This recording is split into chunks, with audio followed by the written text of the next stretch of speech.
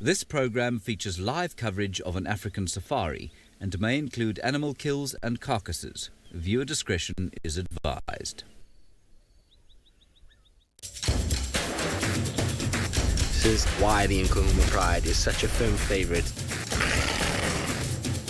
It's Kinky Tail.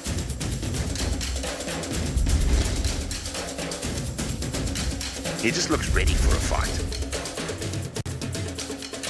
This is still her territory. The Evoker boys are here to stay. How insane was that? Well, good afternoon, everybody, and welcome to our 18th installment of Safari Lives. It promises to be an epic afternoon. We've had lots and lots of signs of animals during the course of the day, and we even have an elephant herd back on the property, which is very, very nice. Now, of course, we're not going to be focusing too much on Ellies. It's all about our cat characters, well, all of our characters actually, over the course of the next 2 hours. And so hopefully you're going to sit back, grab whatever drink you like to drink, whether it be a tea, coffee, or something else, and enjoy the next 2 hours. My name is Tristan. On camera, I've got Sebastian this afternoon, and hopefully you're going to, like I say, enjoy what's going to go on. Remember that you can interact with us. Hashtag Safari Live on Twitter, also at FC on the YouTube chat.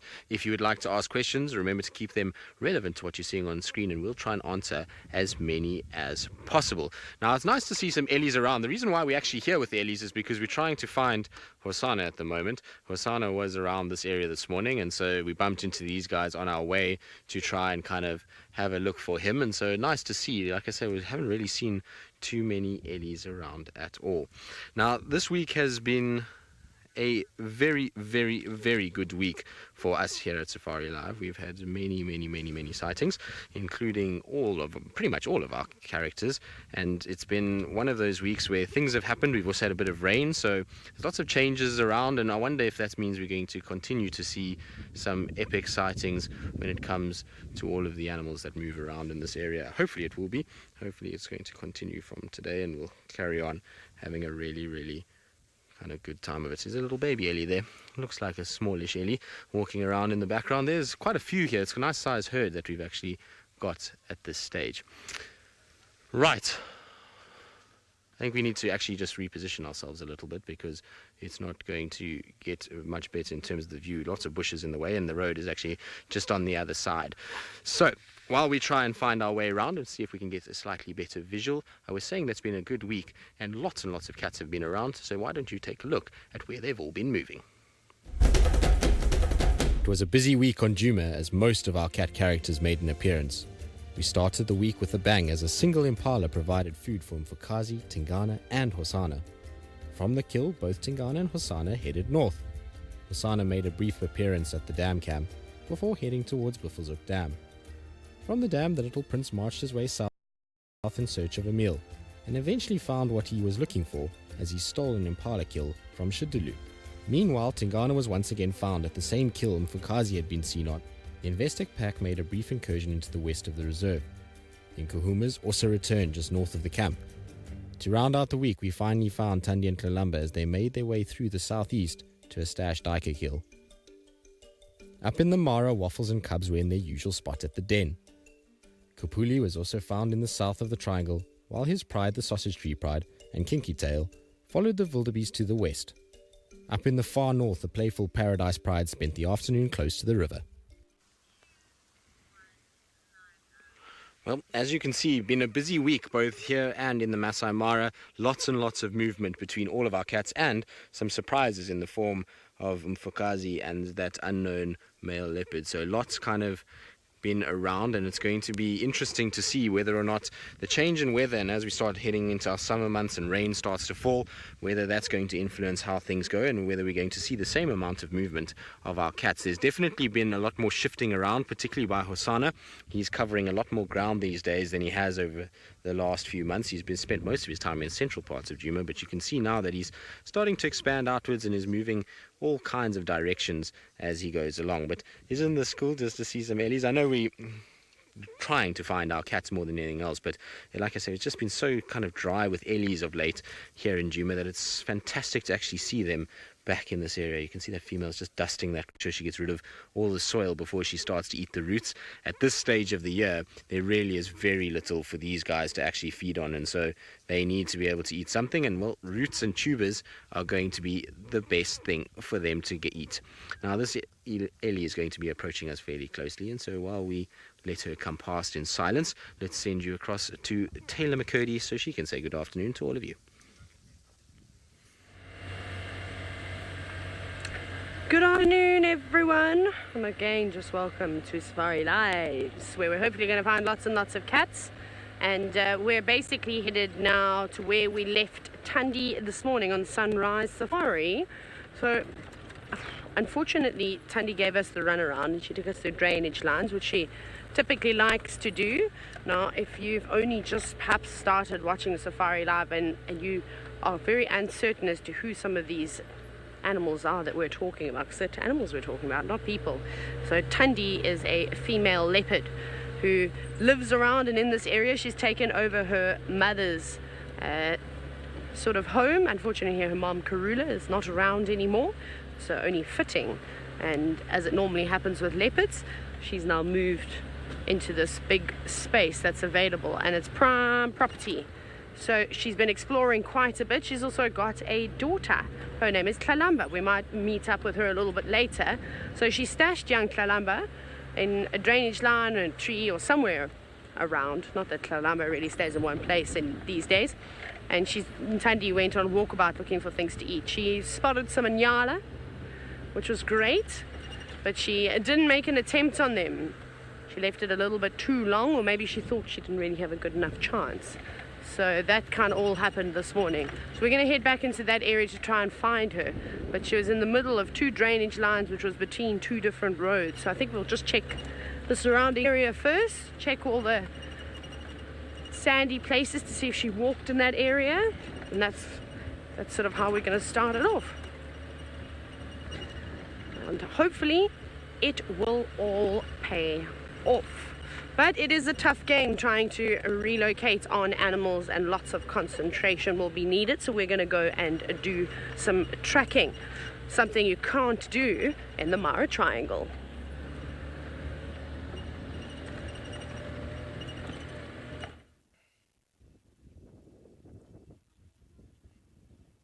Welcome, good afternoon, karibu sana to the Mara Triangle in Kenya, where the temperature is a very nice 26 degrees Celsius, 81 degrees Fahrenheit, and we are with the North Clan, surrounded by an enormous herd of zebra and wildebeest. They are lying up in what is a nice cool afternoon with some clouds and rain in the distance. Welcome, my name is Steve. I'm joined by Big James on camera, and we're out in the African wilderness. We thought we'd pay a little visit to these individuals, the North Clan, lying up here in the open. And we were with them a little bit earlier this week when the cubs, the little ones, were not quite as shy as they are right now.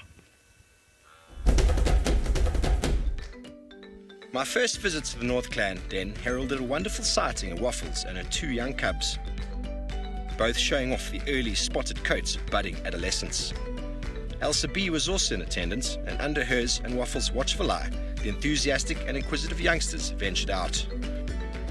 What initially looked like play was actually practice of the important social norms and techniques that will undoubtedly become commonplace for these two in the daily life of being a clan member. But for now, play is play, as these two youngsters don't have to worry too much about all that, and running around is a great way to stretch muscles and let off any built-up energy. How interesting is it to find the little youngsters running around and performing the arts of being an adult? But it's not too serious at these stages. We arrived about half an hour ago and there was no one in attendance.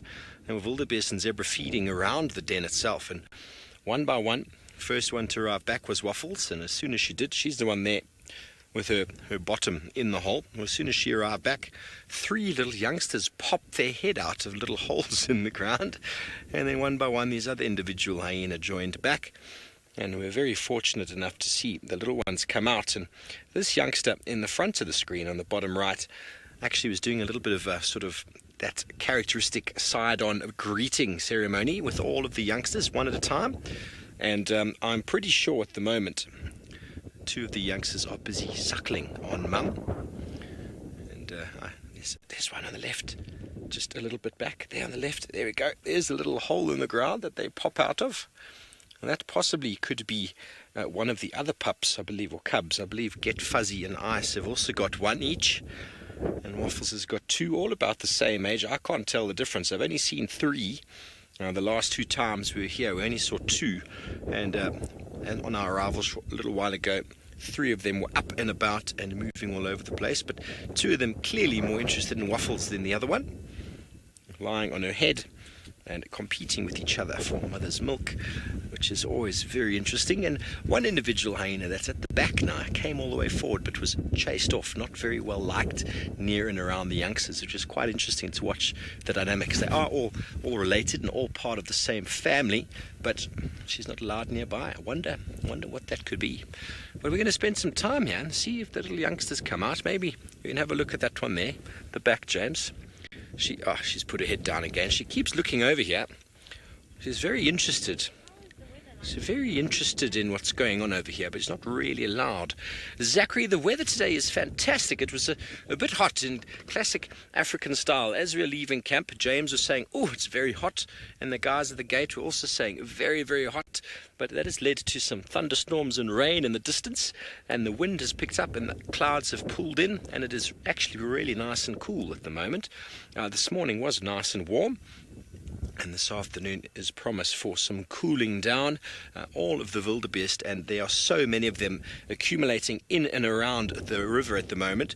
Every single patch of shade on our way through had a huge group of wildebeest crammed underneath, trying to sort of keep out of the midday sun. But I don't think many of these animals really understand what a hot day is like. They should come down to South Africa for a little bit and see exactly how our summers get. 30-odd degrees Celsius up here. They feel a little bit warm. Even the zebra are standing in the shade, when in South Africa, zebra in the heat of the day, 40 degrees Celsius, it's about 110 Fahrenheit, standing in the full sunshine, completely not bothered at all. There you can see one of the little youngsters, 2 of them starting to pop out of the hole. But while we see if we can get them out a little bit more, let's go all the way back down to South Africa with Taylor McCurdy.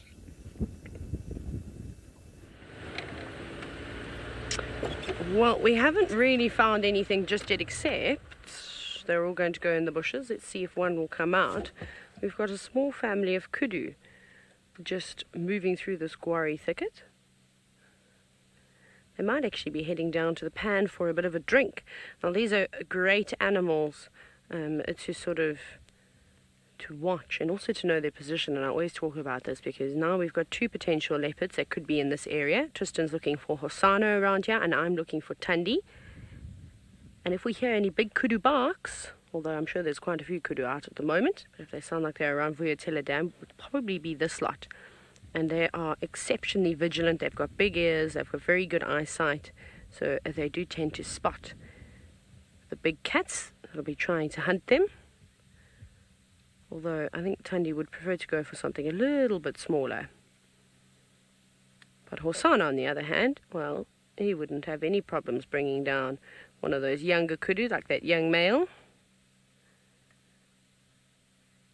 But they are slowly making their way down towards the pan. So I think we'll just do a little bit of a quick loop, and if we don't find anything, I think we can head all the way down to the southern corner of the reserve and see if we can find a male lion that was lingering around there. But there they go. Right, let's carry on. Let's go see if we can find a Tundi. But Tristan actually spent the most time with a Tundi this week, and let's go see if they found themselves a meal or 2. After weeks of searching, we finally catch up with both Tundi and Kalamba, and they have a kill. Tundi, with effortless grace and experience, hoists her vital meal into a beautiful apple leaf. Kalamba is not far behind and soon joins her mother at the tree, even though it takes her slightly longer. Once up, she grabbed the carcass at once, trying to reposition it. She twists and turns the carcass, closely watched by her mother's stern gaze. Eventually, after a good feed, little Kalamba joined her mom back on the ground. A The two then united in a grooming session as darkness fell. The next morning, we returned to find Thandi having her breakfast. She had a few mouthfuls before returning to the ground. As soon as she landed, little Kalamba, like a shot, climbed the tree. With a stare like her mother's, she surveyed the surrounding terrain.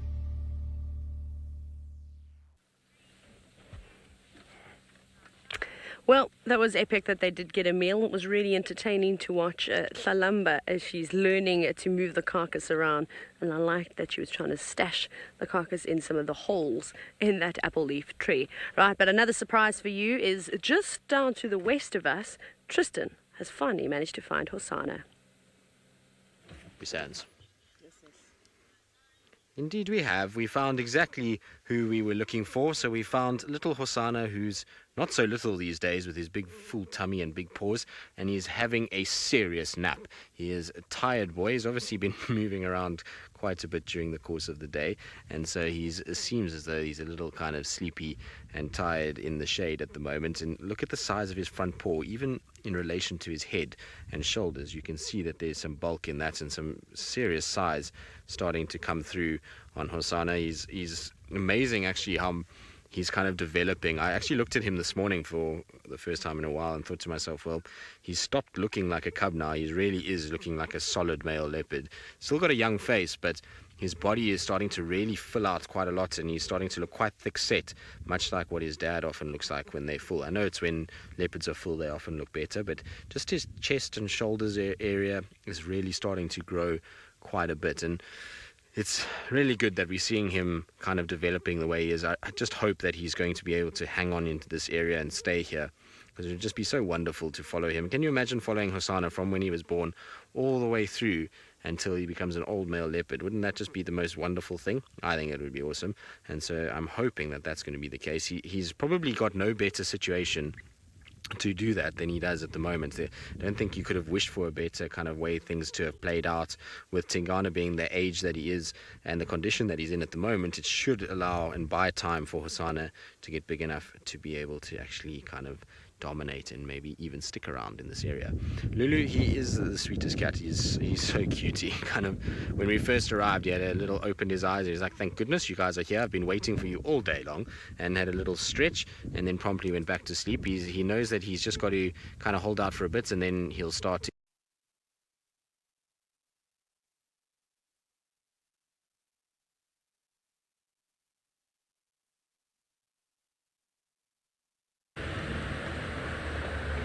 Oh my goodness, sorry about that everybody. That's no good now. Hopefully Tristan will be up and running soon enough. Okay, so we're still bumbling. I haven't seen any footprints coming out this way. So I don't know where... Well, no, not I don't know. That just eliminates that Thandi has actually moved in this direction. So this is the antelope that Thandi was trying to hunt this morning. Not this exact group, but a similar composition. In fact, there were a few cows. There was definitely one big bull tailing the family group, and there were a couple of sub-adults. And there seemed to be two youngsters here as well. Well, at least one young bull just feeding. And again, just like the kudu, seeing them scattered all along these drainage lines, which is exactly where the leopards are wanting to hunt, because that's where the food is. So they better be careful. Now, I haven't seen any vultures or anything perched up in trees. I haven't heard any alarm calls since we last saw one another. It's been still fairly quiet.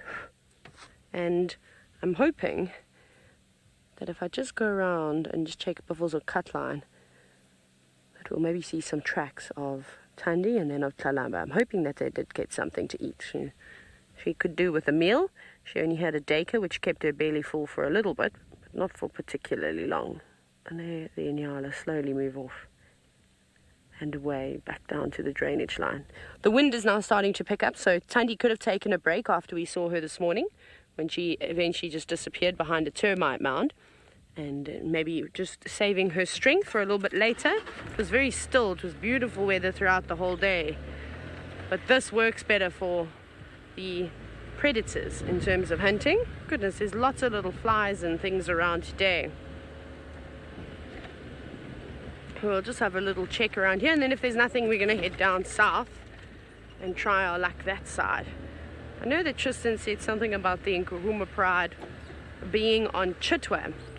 I'm not sure if it was just that they passed through, or if they're actually there. So we'll maybe also make our way down that side and go and do a bit of investigating. Chitwa Dam is always nice and a good source of water. So our chances of seeing some animals down there will be fairly good as well. Okay, here's a nice sandy spot just to check. Lots of elephant activity around today. There was even a few sleeping just outside our rooms under a shady tree.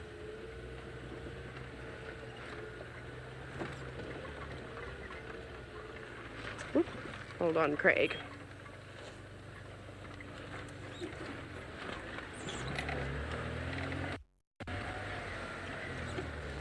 Okay, this is good news. So Tandy's tracks I've just picked up now from this morning have come from Tambueti Dam. So that means Lalamba is that side. We're going to do a little bit more of investigating within this area, and hopefully I'll have some positive news for you later.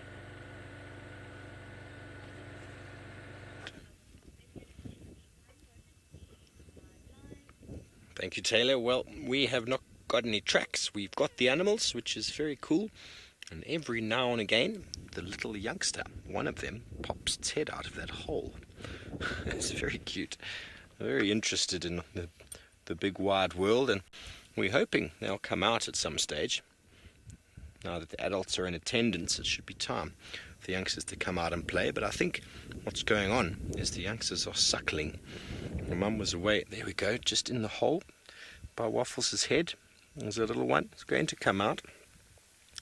It's just behind her there. Might still be suckling.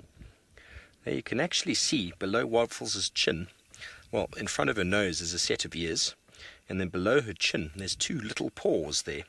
And that is one youngster with its head down the burrow, feeding, suckling, and you can just see the little paws, and there's another one's face. It's just coming out, getting a little bit inquisitive, maybe wants to come and say hello. And this is Waffles the matriarch wearing a collar for research purposes.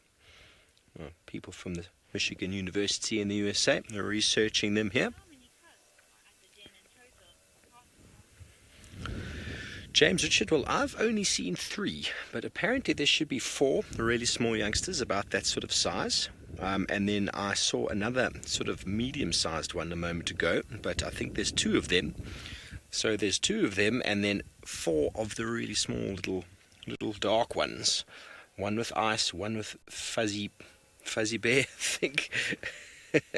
And then 2 with Waffles. The names are just going to take me a very long time to wrap my head around. But here we go. He's going to come out. No, still wants to suckle. But look at those little feet just under Waffles' chin. The cutest little paws. Can you see them there under her shoulder? You can just see the ear poking out above her leg. Right down there by the mammary glands. Roshni, all 4 of the really small ones all look very much the same age. I believe they are pretty much the same age. I can't tell the difference between them, but I've only seen 3, but they weren't together. 2 were with Waffles by the hole, and one was popping its head out of the little one hole on the side. So I didn't see the comparison of the 3, but Brent assures me that they're pretty much the same age. And then the other one I saw was pretty much already got the adult sort of colouring with the spots and the coloration, but was still pretty small. Still a pretty small little youngster, 4-5 months or so. There's the foot again. You can see the feet, it's upside down. There we go. You look between Waffles' legs, you can actually see the little youngster busy suckling.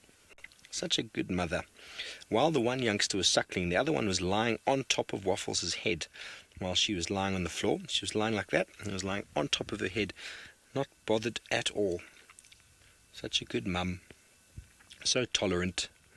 I suppose until the little youngsters start biting things they shouldn't be biting, they'll be tolerated. And at some stage, discipline will have to start coming through.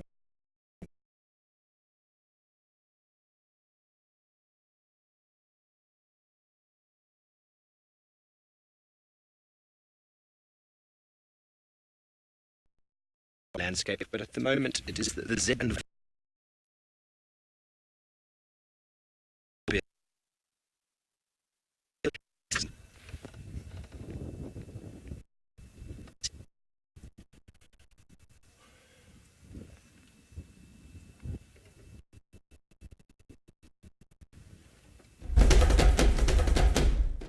We arrived at the murderous Mara River just in time to watch a large herd of zebra start to crash their way through the dangerous waters. The first to go thrashed at the waters and attracted the attention of a large group. The zebra came ominously close to the waiting predators. One subadult, isolated from the rest, fell victim to a very large croc. The crocodile clamped down its powerful jaws and pulled the stricken zebra downstream, where the rest of the crocodiles quickly closed in. This moment allowed some zebra the freedom to cross the river unchallenged, while others, shaken at seeing one of their own taken, decided against taking the plunge and turned back. Well, I'm terribly sorry about whatever technical issues happened there with the link through to the zebra crossing, but how incredible was that to be able to witness those individuals crossing from the Maasai Mara side to the triangle side, and one poor individual falling victim to a very large crocodile, and falling victim, it turned out to be 36 very large crocodiles that just completely dismembered that zebra in a matter of about 5 minutes.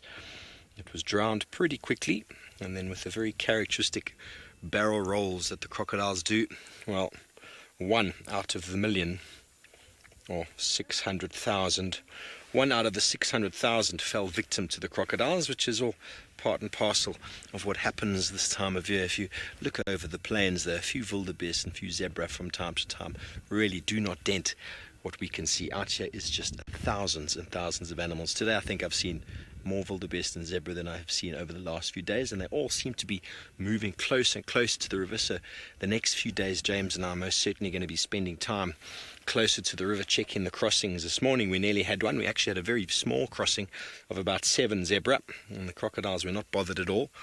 I think they weren't sort of excited by the thrashing of the water.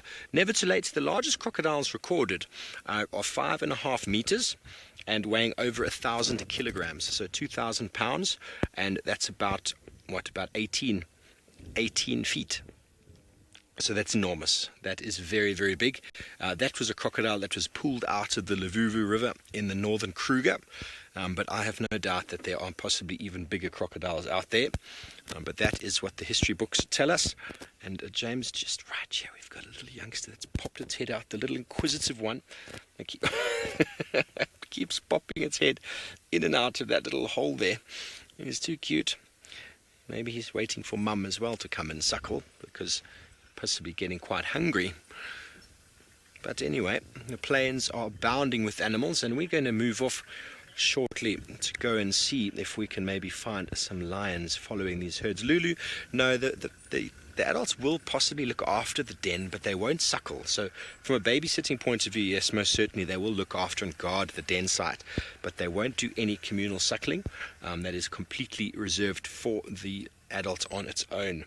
Whereas in brown hyena and striped hyena, there's a lot of cross-suckling, which goes to show how well linked and related those families are. But in crocata, which is the spotted hyena, there's absolutely no assistance in the milking of the youngsters, and they do go for a very long time, almost a year, of providing milk, and a lot of that's got to do linked with the diet of numerous amounts of bone that the hyena are almost sort of unparalleled in this environment for accumulating or for accessing. Even once all the herds are gone, the hyena will still be able to follow up on bones and carcasses that have been left dotted around the plains. And also, when they do catch an animal, they're able to access far more of it than the others do. But they were away. I think maybe it's because the herds surrounded the den. They probably just moved off a few meters into the shade. And then as it cooled down, they came all the way back again. So anyway, back down to South Africa, and hopefully Taylor McCurdy can do something with those tracks.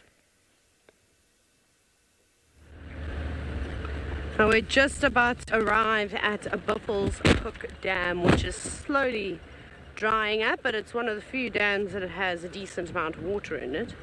So we'll stop to have a quick little look and see if anything has come down to have a drink.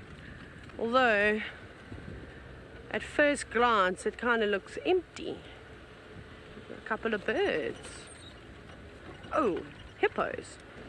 Hang on, why they're coming this way? Looks like they're like making an escape out of the water. They're going to come straight towards us. Look at this. I'm actually just going to be very careful with my car, because I don't want these hippo to charge me. Now, I think they're a little bit on the nervous side, so this is not ideal because the water's not particularly deep, so I don't think they feel very safe in it. And this big male hippo in front is a hippo we see on a regular basis, and he has a, well, I suppose, a pet name, which is Scuba Steve, and he's quite a shy hippopotamus. So he does, sorry hippos, I didn't mean to give you a fright. Obviously we're quite far away from them, and then that cow is just following in suit. And this is where these creatures can become extremely dangerous. So you've also got to be careful of hippos charging your vehicle. So I'm going to leave them because I didn't want them to leave the water. The fact that they got out of the water. Again, look, if in case you have never seen Buffelshoek Dam, it's all the way down over there, but it's very, very shallow at the moment. So I'm going to keep going and just let those hippos come back to the water where they do feel a lot safer. If it was not Scuba Steve, if it was that cow by herself and maybe another hippo bull, I don't think they would have got out. I just know that it's in that male's nature.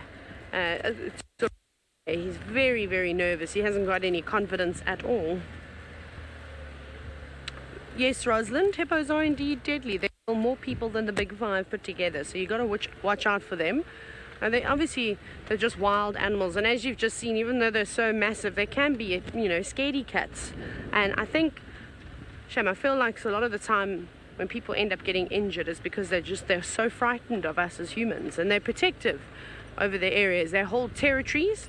So if I were to go anywhere near that water, and in foot in a car, and he was happy, he could quite happily turn around and attack me, and there's nothing wrong with him doing that. He's just protecting what's his. And like I said, because there's not much water in there, he's not feeling particularly comfortable. I think he feels quite vulnerable, that maybe I could run in there and easily attack him. Not that I'd want to do something like that, but maybe that's what he thinks in his mind.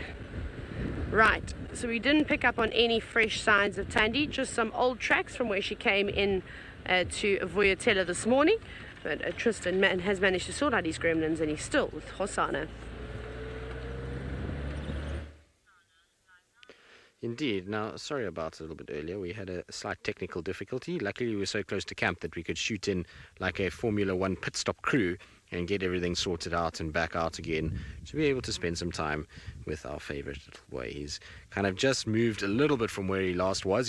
His legs were in the sun, so he got hot feet and he needed to kind of reposition himself. So he's put himself in the shade now, and that didn't go down well with the local squirrel population in the neighborhood as they were all shouting at him.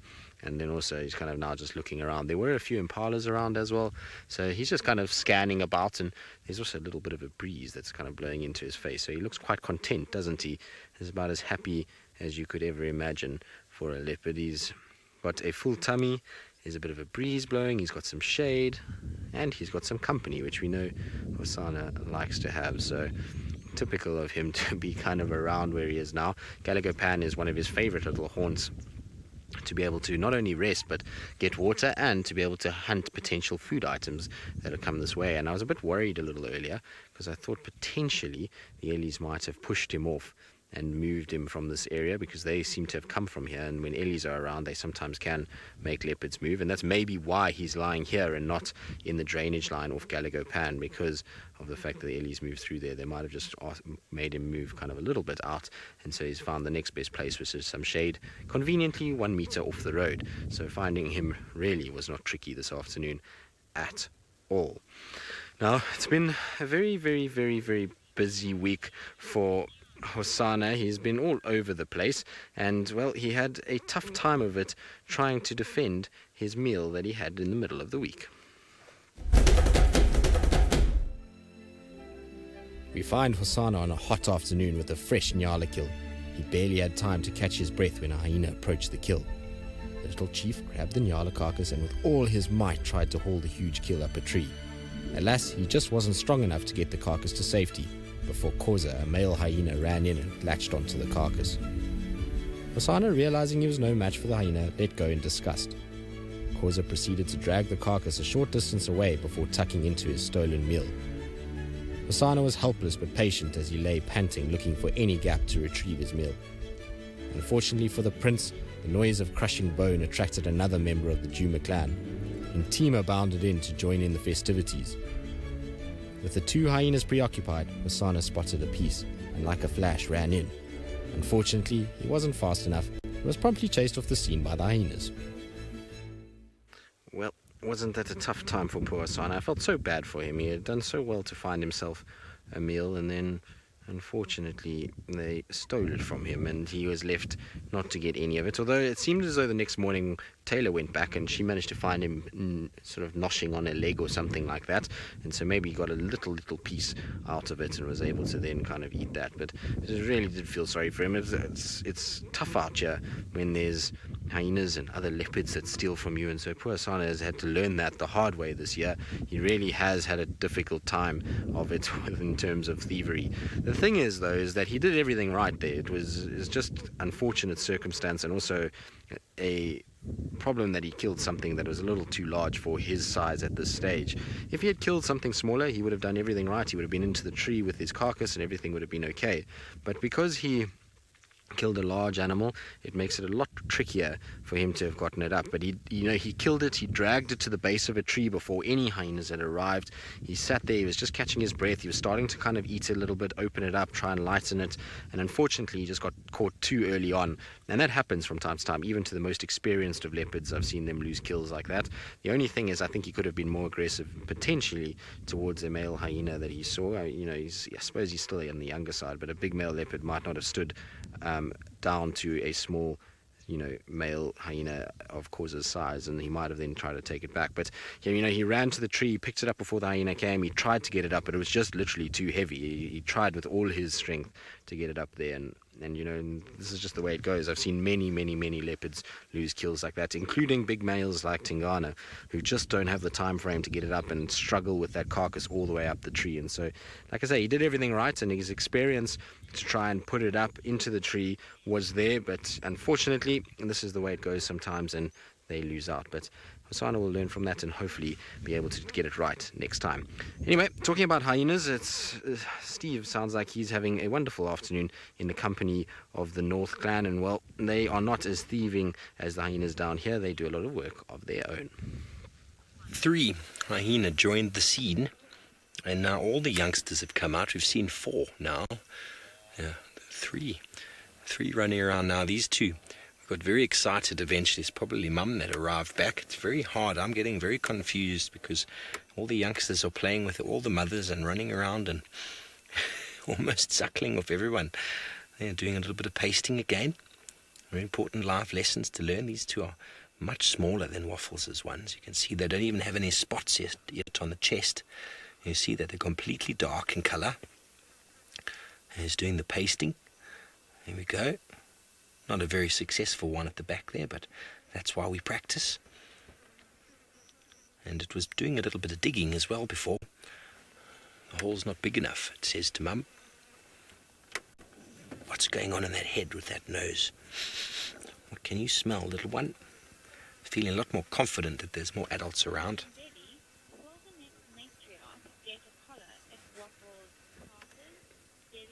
Well, Debbie, it's a good question. It's all got to do with the researchers and what sort of money they have. Funding is always important, and collaring of an individual costs money because you've got to dart them, which means you need the vet and then you need the collar, probably a new one. So yeah, it's one of those questions I'll have to ask the researchers when I see them. But it depends on how long they want their study to go for. One matriarch might be enough for them. They might have got enough data by the end. See, you can see 4 of them now. It's just all over the show. 4 really small youngsters, and then the one that's up at the top there's got a little bit more spots on it. The head's a little bit more darker. You can see the spots a little bit more on the chest than the one in front. See, it's pasting. One of the sub-adults pasted on that branch before. And, there we go. A little bit of love. A little bit of affection in the hyena world. Now this one is allowing one to suckle. So I don't know what's going on here with regards to the youngsters. They're all over the place with the adults. Falling in the hole, running around, pasting, greeting everybody. A very exciting time for them. They've been in the ground for quite some time. You see these 2, they've got a lot more spots on the chest, slowly coming through. Megan, hyena cubs as well as wild dog cubs. are born black, purely because they get very, very... Sorry, there's some zebra behind us. We're having a little bit of a fight. To keep them warmer, black fur actually is much warmer than white fur. And so when they're in the hole there, they stay a little bit warmer than they do if they were a lighter color. I think that's the main reason. And slowly over time, they will generate those spots. Lion cubs, on the other hand, are much lighter in color but more camouflaged. They don't have a hole to hide in, so maybe the blackness is also to hide the youngsters in the hole from predators. They can go quite deep in there, and they sort of blend in with the shadows, and also the black is to keep them warm. It's my thoughts anyway. Whereas lion and leopard cubs generally just secreted under a bush somewhere, and well, they need the spots to keep them there quite nice and well hidden. They don't have the benefit of a hole in the ground. And just look at how this is all playing out in front of us. The zebra and the wildebeest are not bothered at all, and an entire family of hyena doing their thing. Monique, myself personally, I have no idea. They've all got pseudo-penises, and they all have what looks like genitals, which is one of those things you get in hyena society. And it's only after maybe a little while, when they get a little bit bigger, and you'll start to be able to tell who is the male and who is the female. For example, that one is busy playing with its anal gland, if you can see that really interesting movement there. Well, charming indeed. And it warrants a sniff, doesn't it? Yes. Everything in hyena society is about the nose. While they carry on investigating, you can send us back to HOSANA with chicken. Okay, well, we're starting to get a little whiff of the hyena den itself as the wind changes its course. But our hyena are up and active, and I think Tristan is still with the little chief. Let's see if he's going to wake up anytime soon. HOSANA is very sleepy, and I don't expect anything less. He's been a sleepy kitty for much of the afternoon, given it's quite warm, and he was fairly active when we actually found him this morning. He kind of woke up and walked around, and we stayed with him a bit after drive just to see where he would end up. And he was still going and stalking and scent marking, and he was heavily scent marking. He must have scent marked at least 6 or 7 times in about a 200-meter stretch of road. So he was marking every tree, side of the road, scraping his back legs like we saw him do kind of in the middle of the week. And so, you know, he's kind of been an active boy this morning, and I'm not surprised then that he needs a little bit of a nap. I would imagine what we're going to see from him is he's going to sleep like this. As that sun starts to get a little bit lower, he's going to make his way down to the pan for a little drink, and then from there, who knows where he's going to head. I have a sneaky suspicion he'll just round the kind of drainage line and head off towards Vuurtelepan, the one in front of the camp with the dam camp, and just go and have a little look around there, maybe try and do some hunting, and from there it's anyone's guess as to where he goes. Hopefully he spends the night in that area and tries to hunt, and he'll be around tomorrow morning. That's what I'm kind of hoping will happen, but we'll just have to see how it goes. Jose, no, not really, not from anything in particular. He's waking up now because a vehicle is joining us on the sighting, and so that's why he's just kind of having a bit of a stretch. But no, he's not really vulnerable. I mean, theoretically, the only things that he's got to worry about is big male leopards or lions, and both of those will probably be sleeping just like he is at the moment. He's also got a tree right next to him. If potentially a clan of hyenas are to come past, he would be able just to run straight up that tree there and kind of go in for safety. So he's definitely got options, but no, he's not vulnerable. It's just, you know, we often think of leopards as shy, secretive animals, and while for the most part they are, when they're left to their own devices or are very relaxed and habituated like these leopards are, we get to see that they actually don't mind sleeping right out in the open where they can kind of see what's going on around them just as much as any other animal. So, you know, they know what they're doing. HOSANA is, you know, even though he's young in his life, he's still experienced a lot, and to survive to the point that he has, given that he was orphaned at such a young age, it's pretty incredible where he is, and he'll know where is safe and where isn't. And this particular area that we're in is probably the central point of Tingana's territory, and so that's why he'll be feeling quite safe. Kat, how do we identify these leopards? Well, there's a number of ways to do it, Kat. Spots are pretty much the best way and the only way scientifically to really kind of do it. And what you'll use is you'll either use those spots. You see he's got 3 little spots over the top of his whiskers. You see there's those black lines where the whiskers come out. Then just above that are 3 little black spots, one very close to his nose and then 2 close together a bit further away. Now those will be a 3 on his right side. Then on his left side he also has 3 spots, so that would mean that he is what we would call a 3-3 male. Now the arrangement of those spots is different on every single leopard. It's much like a fingerprint. You'll have different kind of spots completely, as well as his facial markings in his body. The spots will be different to any other leopard that is out there, and so if you get different kind of spots and you can match them against others, you can recognize it.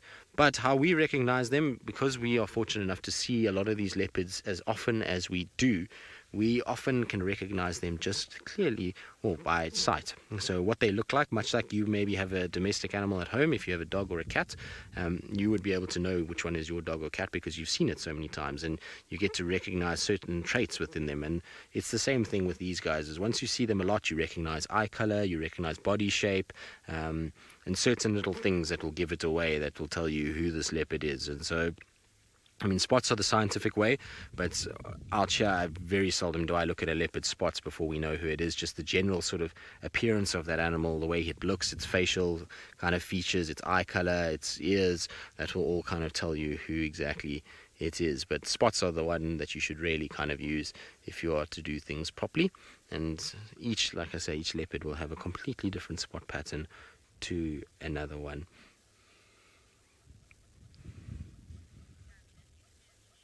But a very, very, very sleepy cat. Right, well, we're sitting here with HOSANA. We're going to hope that he's going to wake up and get going for the afternoon. But while we do that, let's send you back across to Taylor, who I'm sure is just driving around trying to find Thandi and Kalamba, and hopefully she'll get some luck soon.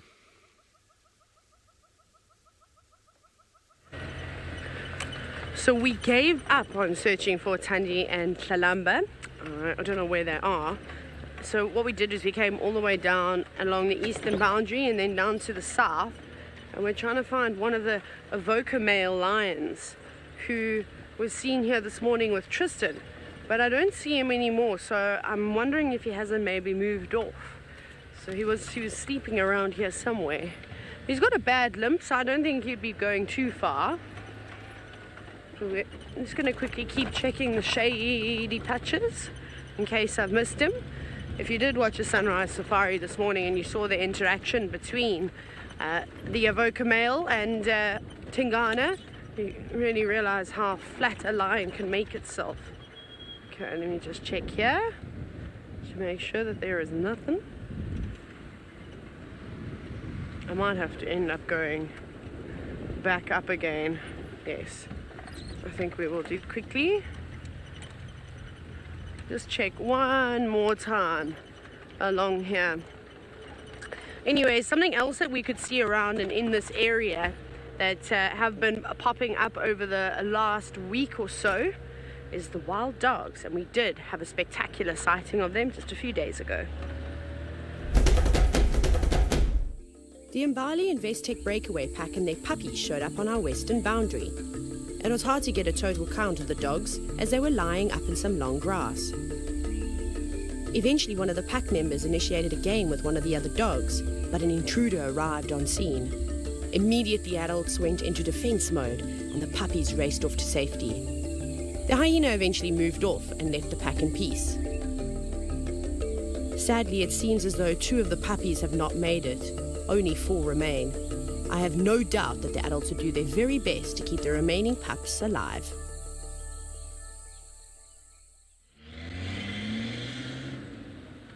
Right, how epic was that? We've been so fortunate to have the awesome dogs on the property, and I hope that they come back. That could be something else. If all hope fails today, we might have to head down towards the west. We're checking all quadrants of the reserve at the moment. Okay.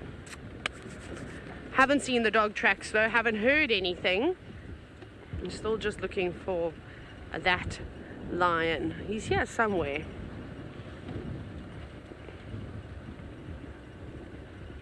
Giraffe Girl, you have exclaimed and you're excited about about the wild dogs. Yes, I also do enjoy them. They are really lovely when they're around. I just can't believe how big those puppies are getting too.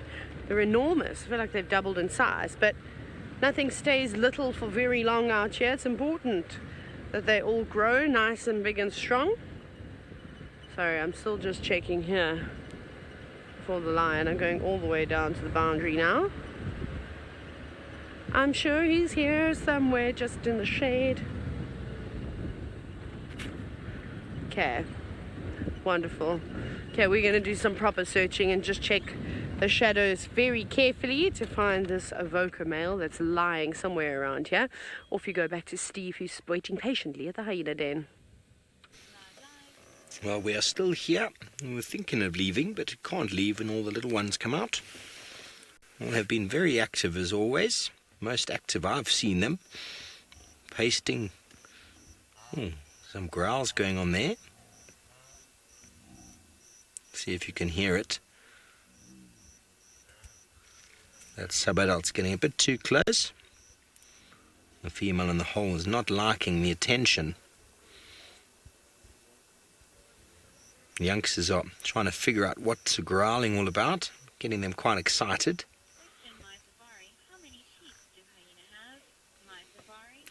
My safari, very good question.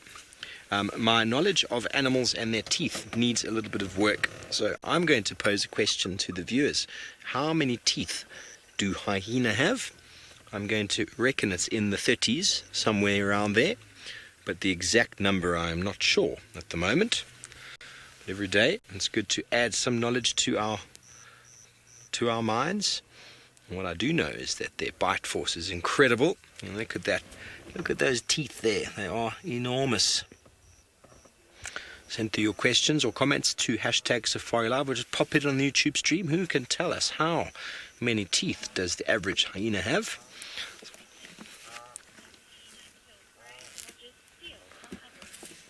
And Peggy, hyena have got that reputation of being a scavenger, and yes, they do scavenge, but they are very adept at killing their own prey, catching their own food, and in their clans they pick out the weak, and they will actually physically chase it down and bite it, very similar to the way wild dogs do, bite it, and eventually subdue it. The animal eventually dies of blood loss and shock as it gets eaten alive. So very, very fast-moving animals. They can keep up a good pace, and they pretty much just run the animal into the ground, but generally selecting the weakest individual. Brent had a few months ago, I think in February, had the Happy Zebra clan catching a topi. That was quite something to behold. It's something I'm quite looking forward to out here. Down in South Africa, we seem to only find the hyena scavenging and following the likes of HOSANA and Tingana around, but not necessarily doing the killing themselves. But we don't get to see it. We don't get to spend the time. And up here, we're not really supposed to be following hyenas, so we've got them by the den site. So to see what they're doing and where they're going and how they hunt, very difficult. But I know Brent, Jamie and Scott have all had some really epic sightings of the hyena doing all sorts of things, and also out-competing lion, which is something that's quite tricky to do. Laura, you know what? I want to know what pasting is. Well, if you have a look at the youngsters there, let's go back to the youngsters. On the right of this medium-sized one here, James, there's that little branch there. Just down. Yeah, you see a little branch to the right of this one individual. Let's see if I can put my finger on it. Yeah, there we go. That branch right there. There we go. That one. Well, in and around a den site, youngsters will practice pasting. So hyena have got an anal gland, and when adults move around in their territories and in long distances away from the den, they've got specific sort of signposts and areas where they'll paste. So they'll basically rub their bottom, the anal gland, on top of the branch or the stalk or whatever it might be, and that gives off all sorts of communication signals to their clan, to other clans.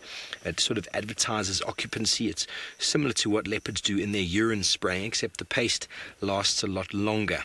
And people postulate that the smell or the paste itself can indicate the sexual maturity.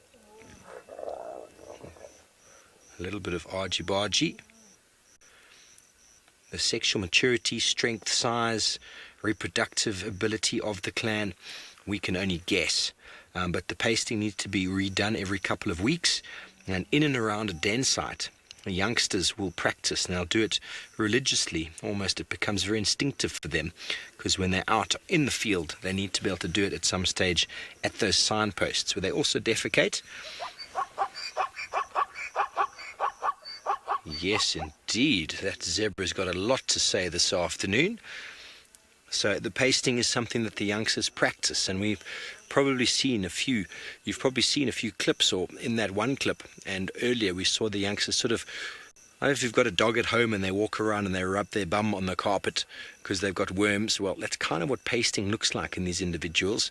They lift up their tail and they rub their anal gland onto a small stalk that's a little bit elevated off the ground, and then that gives off a communication signal which lasts for 2 weeks, which gives off a really, really pungent smell if you ever do happen to come across one. Well, it seems like Limpy Lou has been found. Let's go to Taylor, who would like to show you the battered old gentleman.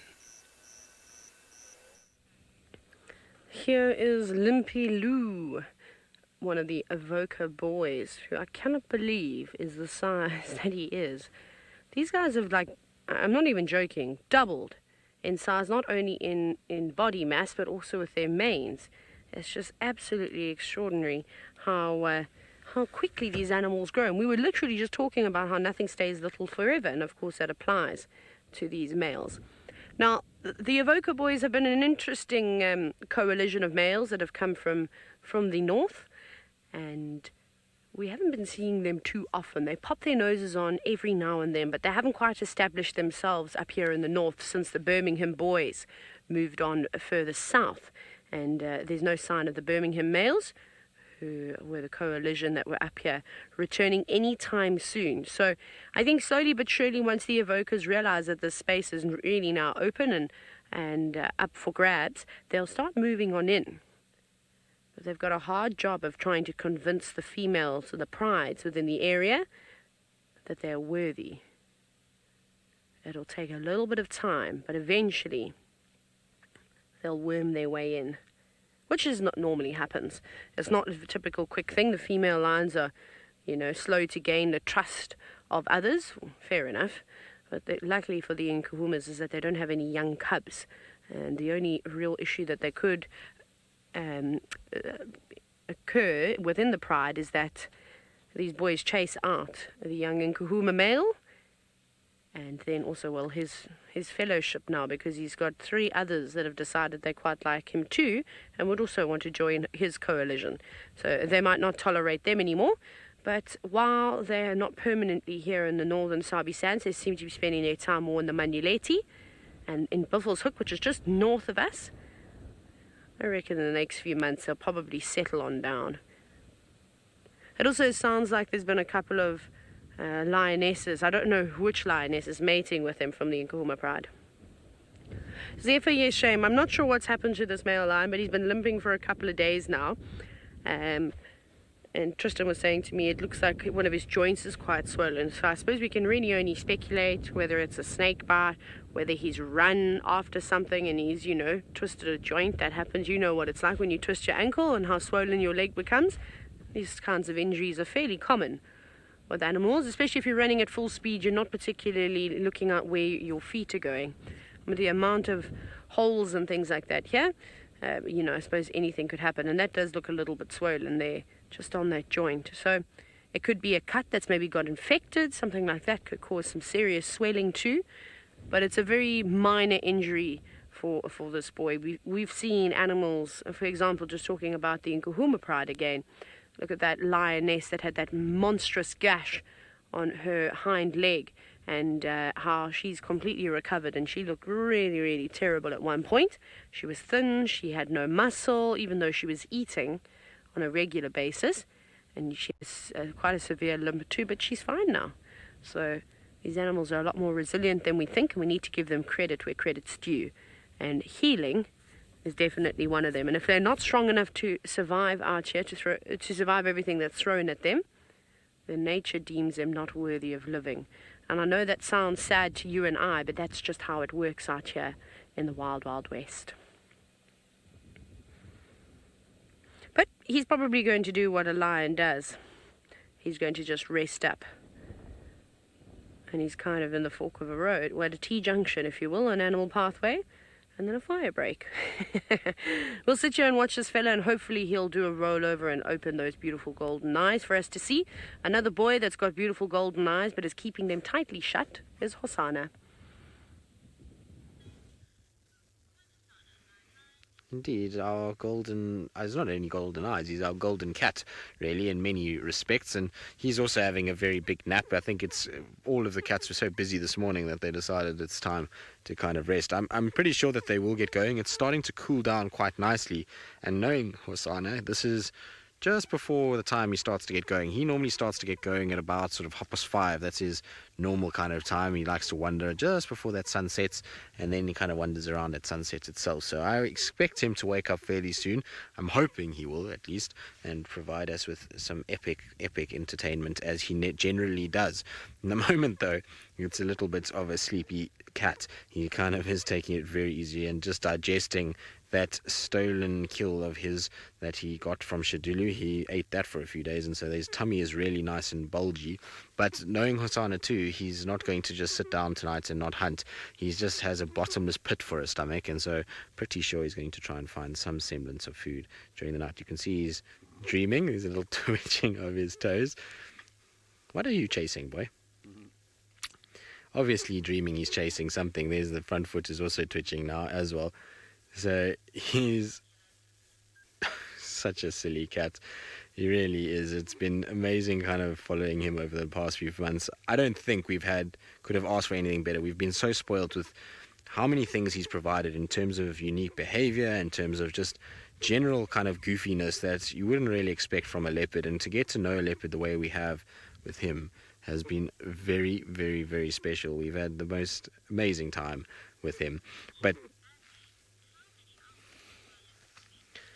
so, Andy, I mean, it depends. Obviously, it depends on weather conditions a lot of the time. Also depends on what's around him and what opportunities come their way. So, if there's hunting opportunities. But generally, you'll find a leopard will sleep for anywhere between sort of 14 and 18 hours a day. Maybe even sometimes more than that. It depends on how full they are, whether they've got food, all of these kind of things.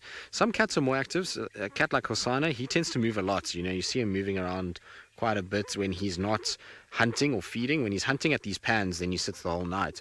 But when he's feeding, he stays there. But otherwise, you can see he kind of walks a lot. I mean, the other day we found he was seen at Buffelshoek Dam. In the afternoon, we then found him very close to camp. He then walked all the way back to Buffelshoek Dam. And the following morning, he had walked from Buffelshoek Dam to the south western corner, which is on the opposite end from where Buffelshoek Dam is. So he'd covered a huge amount of distance during that time, and that would have meant that he didn't actually sleep as much.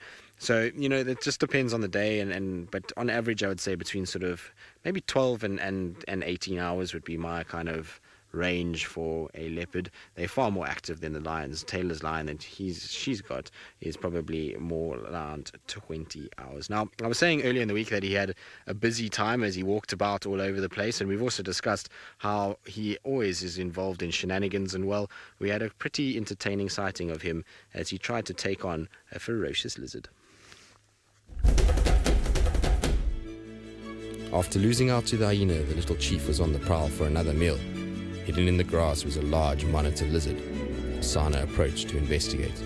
Little did he know he had come up against a worthy adversary. The monitor lashed out with teeth and a whipping tail. Realizing discretion was the better part of valor, HOSANA strutted off, leaving the brave lizard to fight another day. With a little scent marking done, the prince decided to flop down. He was either bored or decided a bit of practice was in order, as soon he swatted and played with a stick. Perhaps next time the monitor won't be so lucky, with his ninja technique finely tuned. Well, yes, the ninja chop that he's practiced now on the stick, that monitor lizard better watch out next time, because now he's honed his skills. It was very funny watching him playing around with that stick. I didn't laugh a lot, and actually it was our last drive with VM, one of our camera operators, and VM wanted him to play with the stick when we started the drive, and we somehow managed to actually get it on camera. It was very, very, very cute. He is such a goofball, this cat, often just doing these kind of things where he messes about and does all kinds of random stuff with sticks and branches and grass, and really kind of just goes crazy at times. I thoroughly enjoy watching him when he's like that. He really kind of makes me laugh. You can see that youthfulness is still in him when he does those kind of things. It's not like, Tingana will very seldom mess around with a stick or something like that, whereas HOSANA, he tends to just play all the time, and sometimes he even gets the crazies where he just runs around like a hooligan, round in circles and up and down and grabs things, and it's pretty funny because you see that a lot in domestic cats, particularly younger domestic cats, and so he's in many respects that way as well. He kind of does these kind of things, and he really is a crazy individual. I thoroughly kind of enjoy following him around and seeing what he gets up to. He's difficult not to like HOSANA, so even if you're not a leopard fan, spending time with him and watching his antics really kind of has to endear you to him as an individual. Like I say, if you're not really a leopard fan, he's still an individual and a personality in terms of a cat personality that you can't help but be attracted to. He brings a smile to most people's faces, and it's really interesting because obviously, we spend a lot of time with him, probably far more than anybody else out here, but we often get to speak to guests that have been around and that have seen him, and, the various landowners in these areas, and I have yet to meet somebody. Are you now talking, HOSANA, in your sleep? I've yet to meet somebody that hasn't loved spending time with this cat and hasn't kind of walked away with saying what a special cat he is. So he really is quite incredible, and even when he's sleeping, he can provide entertainment by talking to us in his dreams. I wonder what he would say if he was actually sitting here and taking it easy. Now he's going to do a big stretch. And his stretches are good news. We want to see stretches like that because it means he's starting to kind of stir a little bit. They'll be infrequent to start with, but as he starts to wake up, so they'll more and more will happen. Right, now hopefully it is a good sign that he is going to start waking up, but from one sleeping cat to another, let's send you back across to Taylor McCurdy.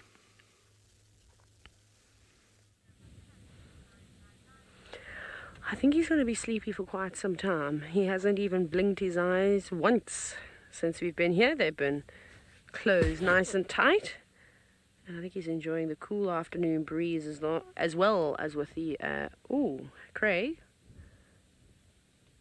Look at that unsuspecting waterbuck that's just over there. Now, there's a waterbuck that's walking up. It's still quite far away. I don't think that this lion is going to get up and hunt her, although she seems to be quite suspicious of something. The wind is swirling this afternoon. See, she's unsure.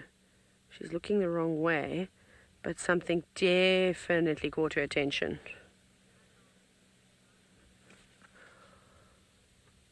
No, Zarissa, he looks like he ate in the last few days, so I don't think he needs to worry about it too much. But the idea behind the digestive system of predators is that they can actually go a couple of days without eating. So they gorge themselves so that they look like they've eaten a beach ball, and that will take a couple of days to digest. So 3 or 4 days is fine. I've seen lions that haven't eaten for a week and a half, then they start to look fairly thin. But then they normally catch something in due time. Now, she just stood on a branch. I heard it crack, and he didn't even lift his head up and acknowledge her. And if I can hear that waterbuck and, cracking as she steps on branches, then surely that male lion will be able to hear her easily. But he's not interested. He's fast asleep. She's still looking around, very uncertain, but she knows that something is up. She's acting like she's being quite suspicious. Even though that male lion has got an injury and he's limping, adrenaline is an incredible thing. And I've seen animals with broken legs get up and run like there's nothing wrong with them. So if he was absolutely desperate and ravenous and needed something to eat, well then, he probably wouldn't act like he had a sore leg anymore, which is difficult because he is unlucky and he doesn't have the lionesses to help him. So he's still got to work on that. But maybe he'll catch up with his brothers a little bit later. Right, it seems as though the weather is changing in the Mara, and it seems as though a storm has started to brew.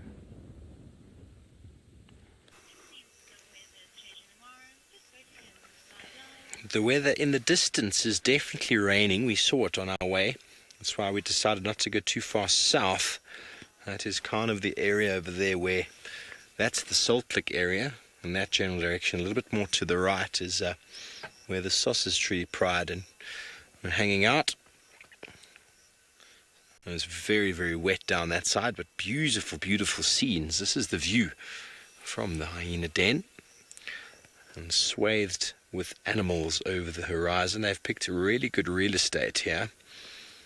Very nice vegetation, brings in the herds. But just like Limpiloo, neither the prey animal or the predator here looks very interested in each other. Wildebeest are moaning constantly, but there's no sort of animosity between these two. Maybe when the light goes down. I always find it amazing because, I mean, hyena are known to actually kill and catch most of their food up here. And what they do is steal. Every now and again they steal the food, and every now and again it is them who wins against the lions, and sometimes it's the lions who win against the hyena, but sometimes male lions have interactions with themselves. We came across Kapuli in the late afternoon, far south near the Salt Lick area. It came as no surprise then to find him with the Salt Lick Pride, sleeping off a meal delivered by this year's migration. The old veteran looked rather beaten up, with blood oozing from a hole below a very swollen right eye. As the temperatures cooled, each lioness took a turn to greet and investigate the battle-scarred male in characteristic lion fashion. As Kapuli looked on, the pride meandered off one by one into the darkening night. Can you imagine having a hole in your face over here? Everybody take your finger and just feel that area. Imagine a hole like this big, right in your face. Even James is feeling it. It can't be very nice. And Kapuli was wearing that like a battle-scarred gentleman. With the Salt Lick Pride, they're all very, very keen to go over to him and give him a proper little... I can think of nothing worse. You've got this injury and everybody wants to rub on that spot. It's like having an older brother when you've got a bruise. All he does is he wants to push that bruise deliberately. Ooh, what's that? Can't imagine. So anyway, the herds in the open plains, whereabouts are the Salt Lick Pride? They're out there somewhere. Kapuli is out there, probably with the herds spread out throughout the entire area. It's very difficult to track them down, but tomorrow, myself and obviously Big James, we're going to go and spend some time down in the south and see if we can track down any lions. The general game, from what we've noticed in the last few days, all seems to have moved towards the river, more northish, north and east. But there is still lots of general game down that side. There's huge areas that were burnt. So I think, I don't know, we're just going to have to play with it and see where we go. Now, definitely many, many lions out there, but the prey are just in abundance. It is mind-boggling, folks. I actually wanted to do a video myself as we came out this afternoon, because there were just so many animals. Well, it seems like the little chief has woken up. Let's go see what he's up to.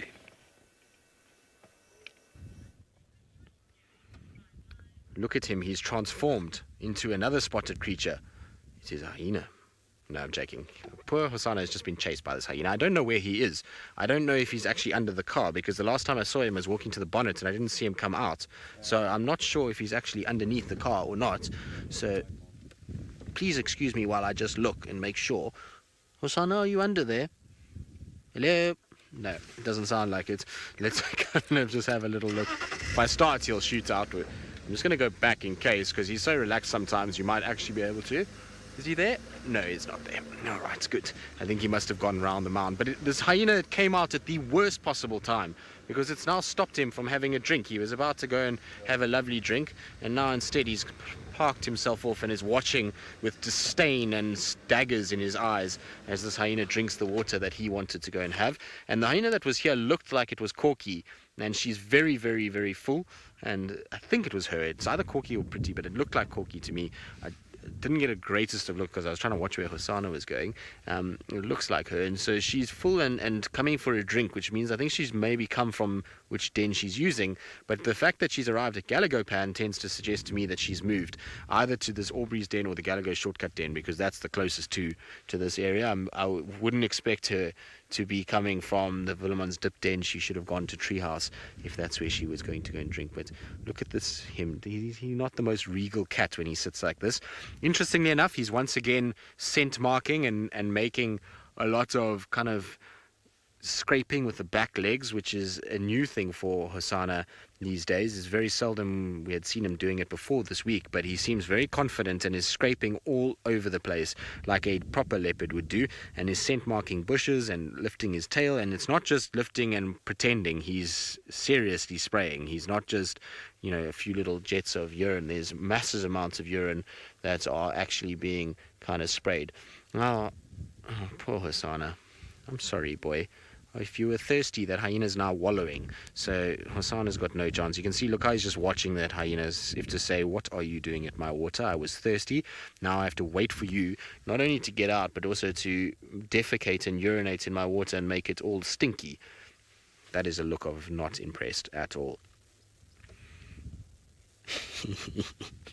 He's such a funny cat. The expressions on his face sometimes.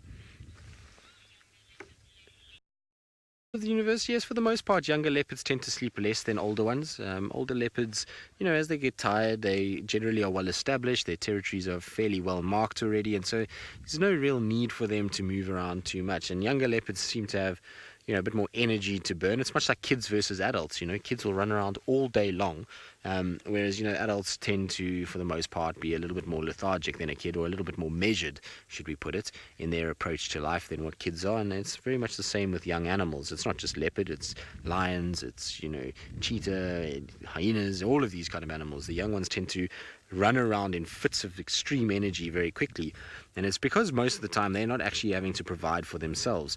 They can take it fairly easy, they get fed, and therefore they can burn energy at a rate of knots and not have to stress too much. Whereas older cats, they know that every time they run around like a hooligan, they've actually got to replace that energy, and so they're far more measured in what they do. But isn't that just a stare of note? HOSANA, are you unimpressed, boy? Right, well, he looks very unimpressed, and I'm not surprised. Hyena has kind of drifted in, and this is not the first time we've seen this unimpressed look this week. At the beginning of the week, Tingana, HOSANA, and Umfakazi all had unimpressed looks of their own. We find the little prince perched on top of a termite mound on a blustery afternoon. He is staring into the distance, and we soon see why. Another leopard is up a tree. It's Umfakazi, the newcomer, and he has managed to retrieve his kill from HOSANA.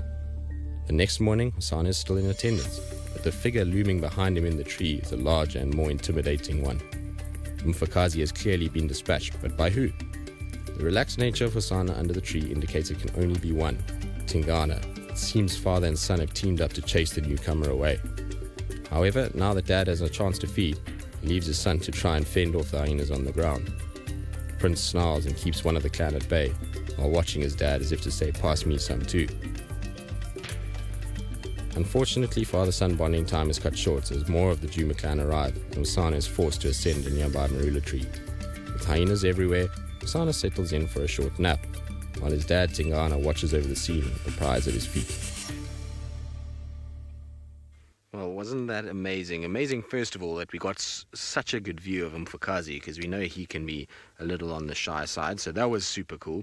And then, obviously, to have father and son kind of team up, and that one kind of shot of HOSANA on the mound and Tingana behind him on the tree was just so magical. It was one of those very, very special kind of shots that we get, and Craig did sterling work to actually capture that. So very, very, very cool to see, and super fortunate that we got to see all three of them feed off one impala carcass. It goes to show you, I wonder how often that happens, that we find, leopards on carcasses, and how often they've actually been stolen by others. It's probably more often than we actually think, particularly with transient males. When there's big dominant males around, you would imagine that this is what would happen, and you'd think that these males obviously kind of push and vie for territory, and so thievery amongst them must be quite high. But HOSANA's reactions through that whole sighting were absolutely priceless. He first had to go and kind of stole it that morning, and then in the afternoon, Umfakazi had it back, and then he then sat the next morning waiting for Tingana to kind of drop him scraps with this kind of begging look on his face that only HOSANA can have. Shame, boy, is your waterhole being occupied by a hyena? Yes, it looks that way. He does not look impressed at all by all of this. So our wide-eyed boy is still watching what's going on. And so while he does, it sends you across to Taylor McCurdy, who's now traded in the largest cat for the largest animal we see out here. I traded in a cat for my favorite animal in the whole wide world, which was not a bad trade in my books.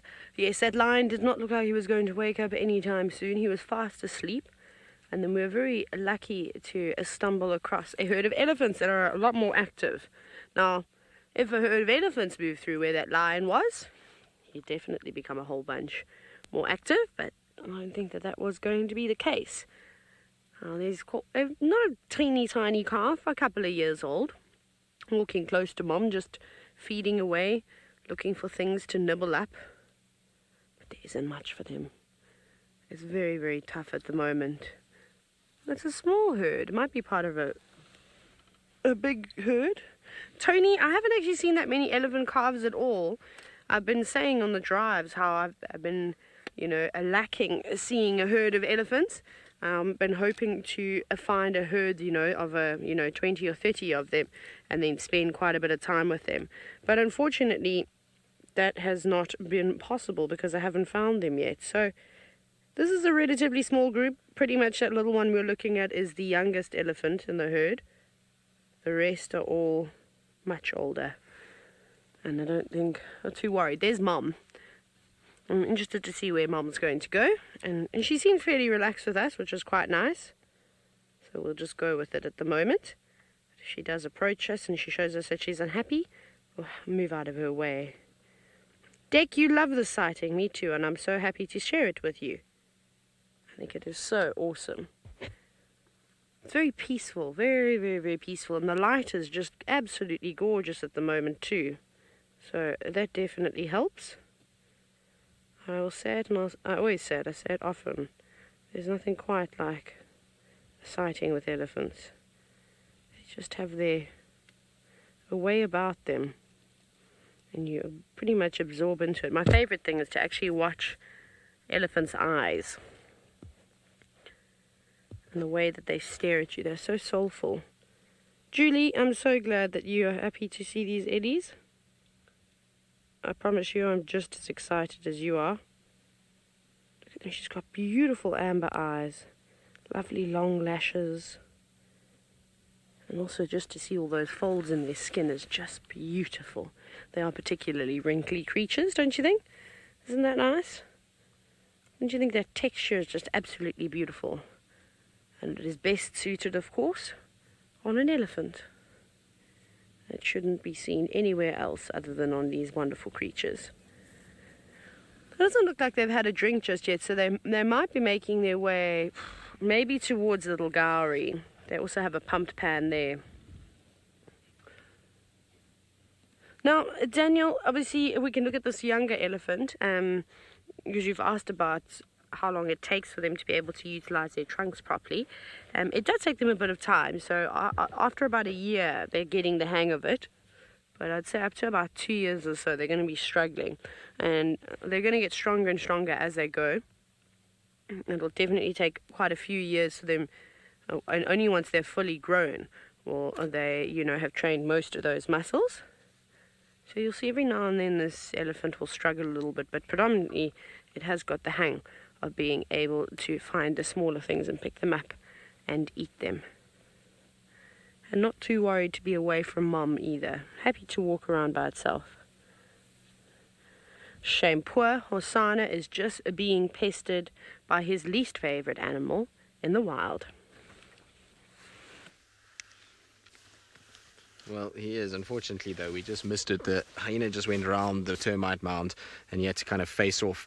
And they were standing about a meter apart, and HOSANA showed his teeth, and hyena just backed off, and you realize there's no carcass here, and moved away. So hopefully HOSANA's now going to go for a drink. It's beautiful, beautiful light if he does drink from the one side.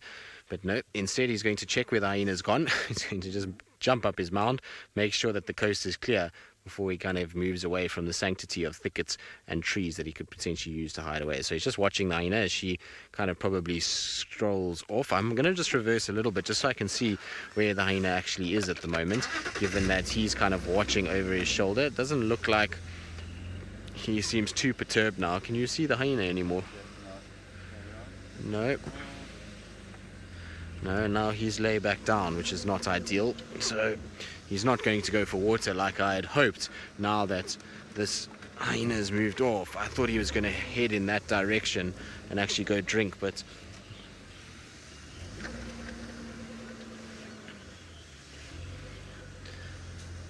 so Aiden, who's 7 years old, you make a valid point, Aiden. Can he not scare away the hyena because he's bigger? Well, Aiden, there goes the hyena. Actually, it's drifting off down far from where we are now. Aiden, he could if he really wanted to, but remember, Aiden, that a hyena has got a very strong bite, and so that means that if it bites HOSANA, he's going to get a very sore paw or a sore leg, or maybe even worse, it might break something, and then he can't feed himself and he's not able to actually then survive. And so it's much easier just to try and leave the hyenas alone and move away from hyenas and try and kind of go in a different direction than it is to try and fight with them. And so that's why he'll rather just kind of hiss and growl and then move away and let the hyena walk off. And hyenas actually don't want to fight with leopards either, because they also don't want to get injured, but they will check and make sure that there's no food in case they can potentially steal something and, maybe get themselves a meal. So both of them have mutual respect. They're both just kind of looking around and investigating, and once the hyena's happy that there's no food here, it just moves off and leaves the leopard alone, and the leopard doesn't have to try and fight with the hyena, because otherwise it might get very badly hurt. And because they don't live in families, no one will look after them if they do get hurt. Hello, boy. Isn't he beautiful? That is as good as you can ask for from a leopard up on a mound, with his little tail kind of perched up on the mound as well, a bit of golden light glinting in the eyes. Absolutely beautiful. Right, now, while HOSANA gazes into the sunset, watching the hyena disappear, I believe Steve is much like HOSANA, is sitting and watching one of the most epic sunsets that we get, and that's up in East Africa in the Maasai Mara. Yes, indeed, thank you. The last rays of the sun descending behind the mountain there. Beautiful pinks, oranges and yellows. These zebras are quite enjoying watching the sunset with a beautiful silhouette. It's a gorgeous picture. A whole file of zebra on their way from the riverside back into this open area, probably for the night. They were calling quite a lot before, trying to get themselves all to maybe move into the same area. Safety. We've moved from the hyena den to try to capture this sunset, and hoping we might catch some lions moving through after some of the herds. It is that time of day where it's nice and cool. Perfect time for a hunting cat to be moving around.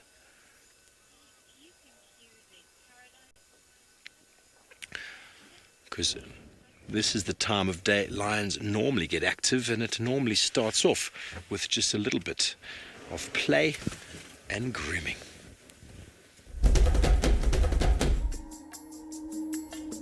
As luck would have it, we bumped into the Paradise Pride just as they were starting to get active.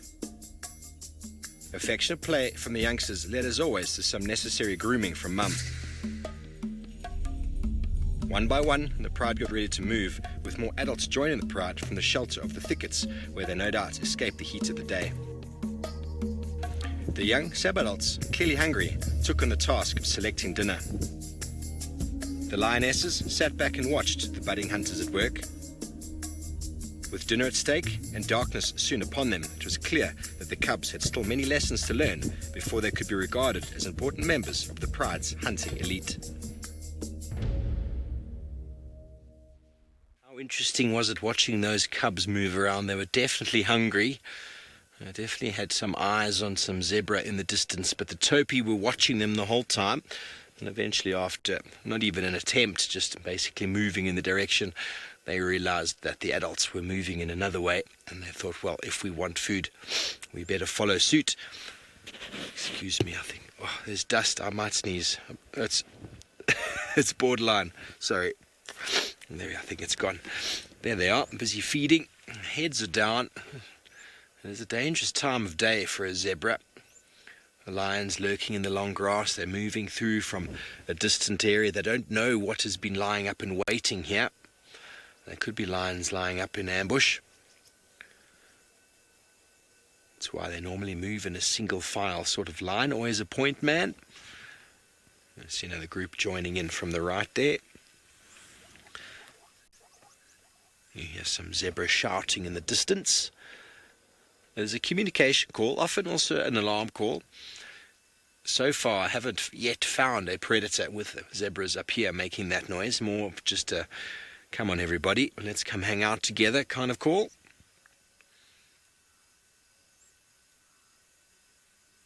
Beautiful colours.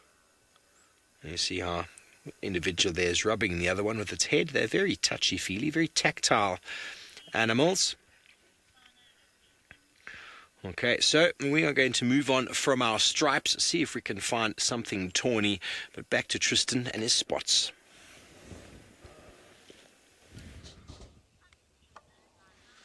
Well, good luck. Hopefully you find what you are looking for. As you can see, HOSANA is posing as best as we could ever asked him. I don't even think that's good English, but anyway, we'll go with it. Sometimes words fail us and we just hack through it and say things and hope for the best. But he's kind of posing up on this mound and he's giving us this glare from his mound. You are looking very good, boy. You are a solid piece of leopard these days. Those shoulders and head, and look, oh, big yawn now, which I think is going to be an indication that he's going to start moving and maybe it's time to go and have a drink. Are you thirsty, boy? Seems like he might be a little bit thirsty, and that's why he wants to kind of head and off and maybe try and go to Gallagher Pan. The problem that he's going to have is that actually there is another visitor at Gallagher Pan at the moment that we can't see right now, but we'll try and kind of maybe see if HOSANA heads there. If HOSANA does go there, we'll be able to kind of see what I was talking about. But essentially there was an elephant bull that walked right behind where HOSANA is now and towards Gallagher Pan. So we'll see if he kind of heads there. Maybe he will, and we'll be able to kind of get a view of him and the Ellie bull in the background. So far the Ellie hasn't come around the mound yet. It came from the right side and was going to the left, but I think it's at the pan drinking. As soon as there's a bit of water splashing, I would imagine HOSANA might actually start thinking about kind of looking over the mound to investigate what's going on behind him. But we've had HOSANA hyena now, HOSANA and elephant around, and so everything seems to just be coming to the prince, which is, I suppose, his magnetic little personality getting everyone coming here. Yes, James Richard, you are exactly right. Handsome HOSANA contemplating food or life, who knows? It's tricky to say with him because he's, constantly got food on the brain. He typically looks for food all the time, and so I wouldn't be surprised if he is trying to kind of think about where his next meal is going to come from and what potentially is around. Maybe there's something that's actually in this area that he's potentially interested in, and that's why he's kind of looking around. Maybe he's spotted something. I don't think so, though. Those yawns do indicate that he should start thinking about actually moving at some point. So I'm hoping that he's going to get up off his mound and go and have a drink. It's just such a beautiful afternoon that it'll be quite nice. Safari Aussie, tough to say. I mean, there's a lot of time still to go and lots of things still to happen if he is going to take over Tingana's territory. But essentially, it might happen. There might very well be kind of that happening, and I hope that it is, because I would be really, really happy if he did end up taking over this territory. It would be great for us. And you're going to see that there's an Ellie there, HOSANA. Nobody's catching you a break, I'm afraid, my boy. Everybody's taking your pan. Just when he wants to go and drink, everybody else is around. I would love to be able to show you the Ellie, but it's going to be a bit tricky because there's no way to get forward. Yeah, so you're now going to give up on drinking, boy. Oh, I'm sorry. Right, let's get back and try and figure it out. Right, I'm going to just quickly try and reverse and try and get with HOSANA again. But while I do, I was saying that it's been a tough week for HOSANA with losing kills, but it's been an even tougher week for poor Umfakazi. We returned to Mfakazi's kill the next morning, but we arrived to find a different face on the scene. As usual, members of the Djuma clan are in attendance. Tingana, however, had stopped feeding. Something had clearly caught his attention. He scouted around and all of a sudden descended the tree with complete disregard for his safety. Hyena gave a short chase, but were more interested in the dangling carcass and left the Duke to groom himself in the warm spring sun. Tingana, after a few glances, let out a mighty saw as he stamped his authority as ruler of the land. Clean and well fed, the Duke then wandered down to the nearest waterhole to quench his thirst before finding some shade to settle in for the day. Well, you can see this Ellie bull is about to move off, but poor Mfakazi, 2 kills stolen by the Duke in the space of about 4 days. Tingana has an absolute knack for finding food. How he does it, I don't know. He must have the strongest sense of smell out of any leopard ever, because he always seems to find kills that are around. But there goes our Ellie bull walking off into the golden light. So I just want to catch up with HOSANA before he kind of disappears. So you'll see the Ellie will just kind of move through those golden rays. Isn't that beautiful? That's very, very, very pretty. Bit of dust in the air as well as that Ellie kind of strolls off. How wonderful. Magical scene, isn't that? It's kind of typical of Africa. Right, now, while the Ellie walks into the rays of the sunset, I believe Taylor McCurdy is driving into the sunset. Let's send you back across to her.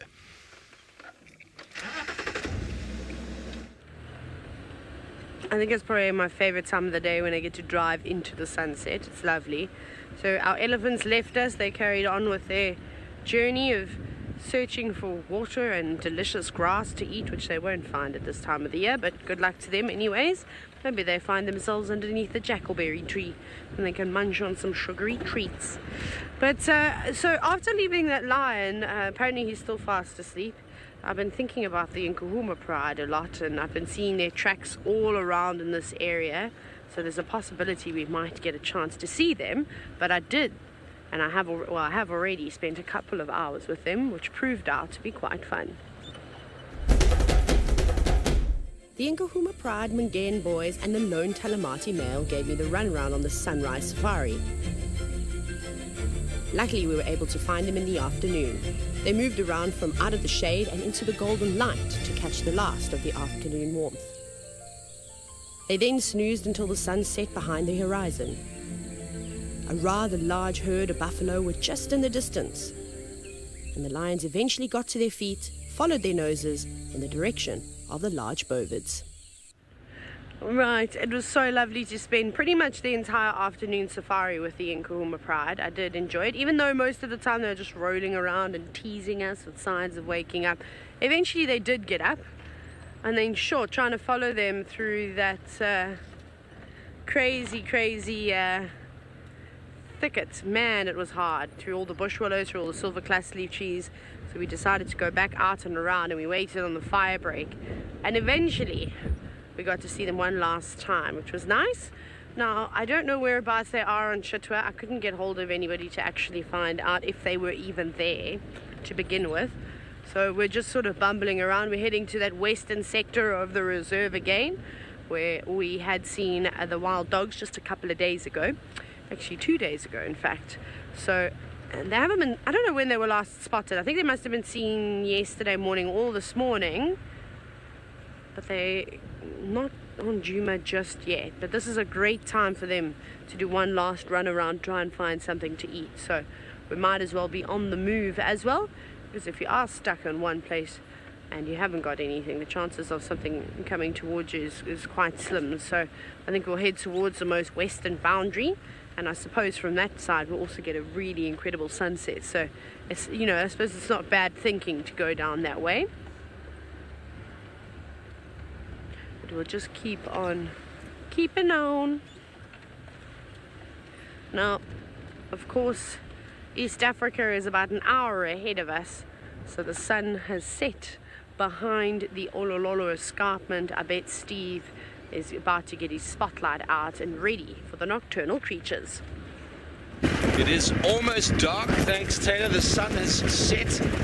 The IR lights are available and the spotlight will be coming out soon. We just left huge herds of zebra and wildebeest there and keeping keeping our eyes peeled for any movement of the tawny nature on our way along this road. Anything could pop out here. It's the marvelous way of the wilderness. In these vast open areas, these prides are moving with the herds, killing as they go. The other day we didn't see it, but one lioness with a male killed 3 wildebeest just because they were there. So it's that killing frenzy that happens this time of year. They definitely are doing a lot. So we're hoping to just get one of those happening at some stage. And the temperature being a lot cooler now, the wind is slightly picked up. A good opportunity. Paula, yay for infrared. Okay, well, yes, it is a nice spectrum to be in. I wish I could see like that. It would make things a lot easier. Because often when it's dark and we're looking at the screen, you can't really see what's going on. Obviously, that's why we use the spotlights. So we've left that herd. No lions that we can see moving around, but these plains are vast and very, very wide. And, you know, there's a lot of luck involved out here. There's another big herd coming along, and when they're in these big herds, they're actually easier to hunt than when they're in smaller groups, because although there's a lot more of them, they all seem to think that someone else is watching out. So invariably the herds of wildebeest are very easily caught. Hopefully we'll be able to find something along the way in the form of a tawny cat. But anyway, it seems like Tristan is following HOSANA now. Where he's headed to, nobody knows.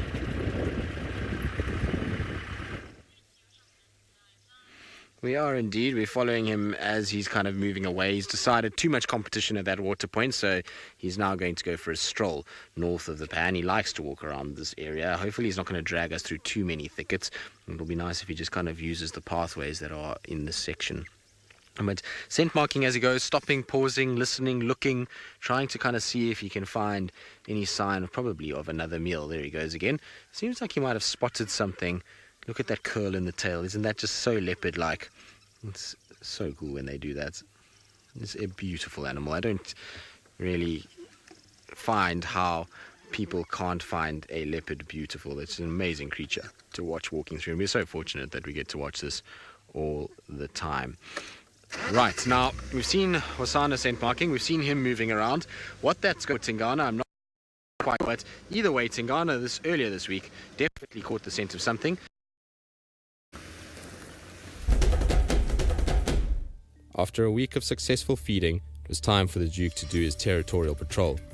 He sniffed and phlegm and grimaced, clearly catching the scent of another. Tingana, deciding the scent could not be left, promptly lifted his tail and sprayed his own signature on the tree. The scent of another had clearly sparked him into action, as he spent the majority of his afternoon patrolling. He only briefly stopped at bushes and termite mounds to lay down his scent. Satisfied he had laid down a clear chemical trail, he even let out his telltale saw to reaffirm to all who is still the Duke of Djuma.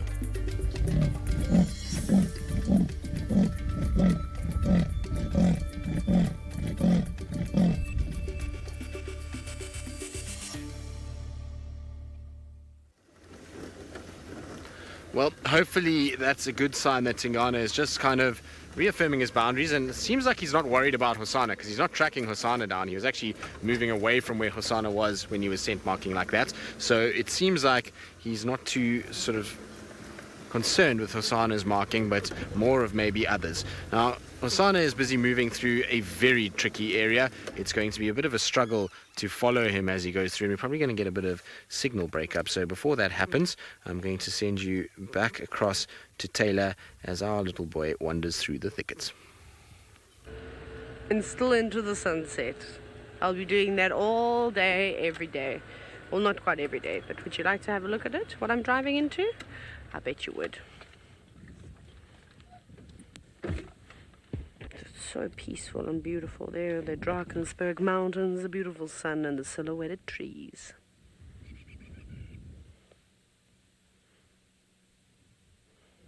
And the graceful sounds of crowned lapwings. Isn't that gorgeous? The northern Sabi Sand is very, very lucky. There definitely aren't very many views like this down in the south.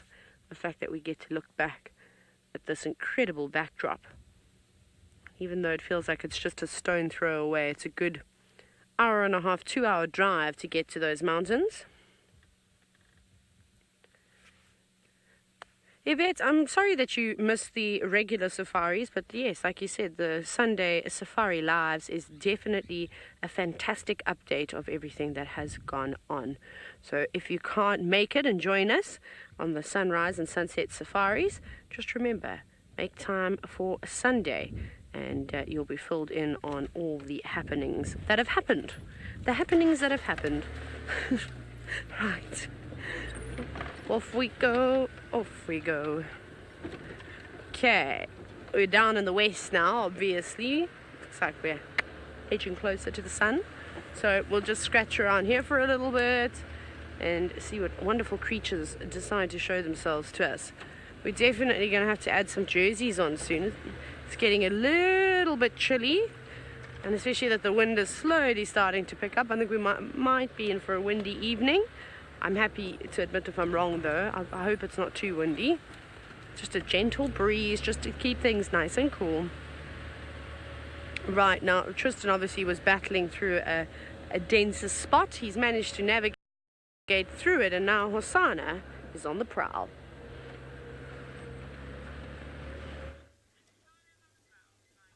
He is indeed. So where he's walking right now, Daika just bolted off, so he seems to be on the prowl. You can see, look, how he's stopping and looking now, trying to work out where did this Daika go, so he can work out how to get his next meal. So even though he's got a full tummy, back on the prowl once again, looking for food. So we're going to try and keep up with him, heading pretty much towards an old hyena den site that's just north of us here. So it's a nice kind of track that goes this way, which is delightfully helpful, because if he had gone across the next drainage down to our right, it would have been a lot more tricky to have followed the little prince around. And so I'm quite glad he decided to use this route more than anything else. Let's see now. Don't want to go charging forward too much, because I'm not sure where that Daika ran off to, but seems to be kind of moving through there. All right, well, Steve, in terms of how Tingana will react, we don't know. This is a new thing that HOSANA is doing. So whether Tingana gets irritated by it and tries to chase HOSANA out, I'm not sure. Or he might just kind of be like, well, it's my son, I know who it is, I'm not too stressed about it, he's not competition at this stage, he's still too small for me. I don't know, it's going to be interesting. It's certainly a bold move from HOSANA and a change in his behavior. It's the first time this week that I've actually seen him scent marking, scraping his feet. We've been seeing him lifting his tail and spraying from time to time over the past few months, but nothing along the lines of actually scraping his back legs. Now it looks like he's actually stalking something, so I'm going to just try and get into a nice little position here and then turn off, and we'll just try and see what he's up to. There we go. So I don't want to drive too much and clatter into too many stumps because of the way that he's kind of moving. You see him here just on the right. That is a poised cat that is definitely focused. You can see, look at how he's kind of going forward a little bit, and then just watching and looking and just trying to see what's going on. Now, no, obviously whatever it was has moved off too far from him. I thought it must have been closer than that, the way that he initially started stalking. He's also got his tail up now, which generally is an indication that he's no longer hunting. So we're going to try and kind of keep up with him as he goes. Maybe he's potentially could be stalking. I saw a dwarf mongoose run off just now as well. Could potentially be stalking that. Yes, that's exactly what he's stalking. There's a dwarf mongoose that just ran into this pile of thickets, and he's kind of on our left side, right side, coming across, and the left, well, the dwarf mongoose ran from there to the left, so that's what he's actually watching at the moment. Not really a good meal. I think this is more just him kind of going after something that moves more than it's actually him looking for food. A dwarf mongoose is not something that they really eat. They often kill them, but very seldom do they actually eat them, which is quite interesting. And it takes a bit of skill to catch a dwarf mongoose. A dwarf mongoose is not an animal that moves very slowly and has quite keen eyesight, and at this time of the day will not be far from its little den and will probably disappear quite quickly. Nope, decided dwarf mongoose is not on the menu, so off he goes. Let's keep up with him as he does. Are you going to come back onto the path for us, HOSANA? No. I think he's going to head towards the big termite mound. Chantal, you and me both, when they twitch that tail, it's the best thing ever. I also love it when they do. It's kind of like you can see that there's the little hamster inside. The brain is kind of running at full speed when they twitch the tail. Hello, boy. What you doing? Nope, he's just on a typical kind of mission that he likes to walk. See, the little dewlap is starting now. Well, it's not just starting, it's actually getting quite big now. It's already starting to get his dad's kind of look in that he's going to get a nice big dewlap at some point. And straight towards where that mound is. So that's a mound that he often kind of comes to. It's an old hyena den that used to be in this area. It's not active with the current hyenas. We've checked it around here and there's no sign of the hyenas moving in this area, but it gives you an idea of kind of where he is at the moment. Still walking north. I suspect he's going to Buffelshoek. He's going to probably go to Tambuti Dam. It's an area that he has been going to every now and then maybe round towards Buffelshoek Dam side. So I wouldn't be surprised that we see him in that area. He might also kind of head up there and then decide to come back south and head back towards the dam cam. That could also be quite possible. Right, still moving off quite quickly, so let's try and catch up with him before he gets too far away. Problem is if he decides to move off of this road or two-track, we're going to be in a lot of trouble. We will not be able to keep up with him at all. He'll be going into thickets that really just are not easy. But he's spotted something. What's that in the distance there, Seb? Is that a nyala or something? Straight over his head, basically, to the right. Yes, there's a nyala.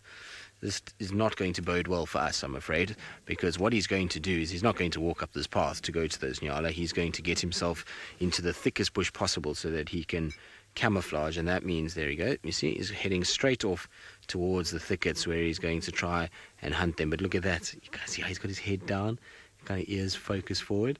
Isn't that cool? I don't know if we're going to be able to keep up with them, but we're definitely going to sit way, way, way back and to see what is going to happen. Maxie, you say this is really exciting. It feels like you're here in person. Well, Maxine, I'm glad that you are excited and that you are enjoying this. It really is something special to follow a leopard as it goes on a hunt. You can see the nyala in the distance. I'm not going to move any further. I'm going to give lots and lots of space. From here we can see the leopard moving nicely towards those nyala, so for now we don't need to move at all, and it's a very special thing that we get an insight into these spotted cats live. Now you can see he's stopped now and he's just looking, so I think what he's trying to work out is exactly what he's going to do. He's got a very long way still to go. It's probably about 100 meters that he's got to cover still to get to those nyala, so it's a long way. Unfortunately, the camera lens kind of compresses the image, so it looks like those nyala are much closer than they really are. But he's got a lot of work to do if he's going to get anywhere near those nyala just yet. And the nyala are walking the wrong way for us too. I was hoping they were going to drift towards us and away from that thicket, but they're walking straight into it, which is good for him, but very bad for us at this stage, because we are going to, unfortunately, probably not be able to follow him if he does hunt inside that thicket.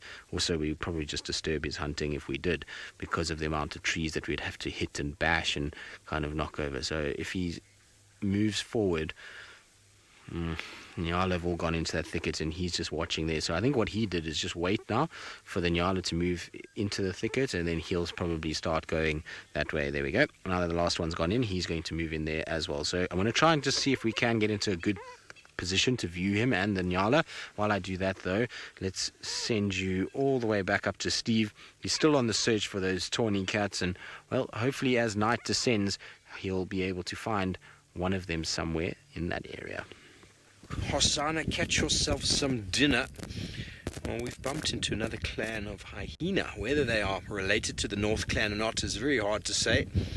A whole bunch of them living in one of the little holes in the culverts of the road. They're on both sides of this road here. We were hoping to catch up with some tawny cats, but these hyena will do. And who they are, well, I couldn't tell you. There's a number of them here. They could be an offshoot of the North Clan. I really don't know. I mean, apparently there's up to 60-70 members in a clan that size, so this is probably just another little den site, if it is the same clan. They're starting to get active. A little bit of greeting ceremony happening there with the youngster. See the submissive behavior there in the background. Very submissive, lying on its back. Yeah, wind and the light, it's the perfect time to start getting active.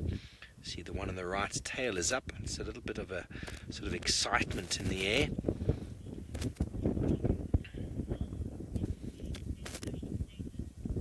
Minamu, I'm not 100% sure whether the laughing and she looks like she's got blind in the one eye. Did you see how that coloration was different? Minamu, they definitely do cackle. When they are being submissive to each other, the lower ranking ones definitely will cackle more. But when they're in a conflict situation with other hyena, they all cackle. They all make an enormous amount of noise, and I don't think any of that's got to do with social standing. That's got to do with sort of the collection of the group, keep them all together as they move in as one to dominate another group. You can clearly see that eye, the right eye of that individual is not shining back, which indicates it's probably damaged, but she seems perfectly fine. We've seen lots of animals with injured eyes that seem to just get on with business, and their moment of getting busy is slowly getting relaxed again. And I'm sure they'll be getting up the early evening. A nice wind in the air, no doubt they are probably hungry. Well, maybe not, there's so much food available. They're probably eating more than their share every single day. Still can't help themselves. They've got borders to patrol, territories to uphold, and they've got to walk off their meals. Otherwise they'll get nice and fat. And we do see quite a few fat hyena around the Mara these days. Little round sausages.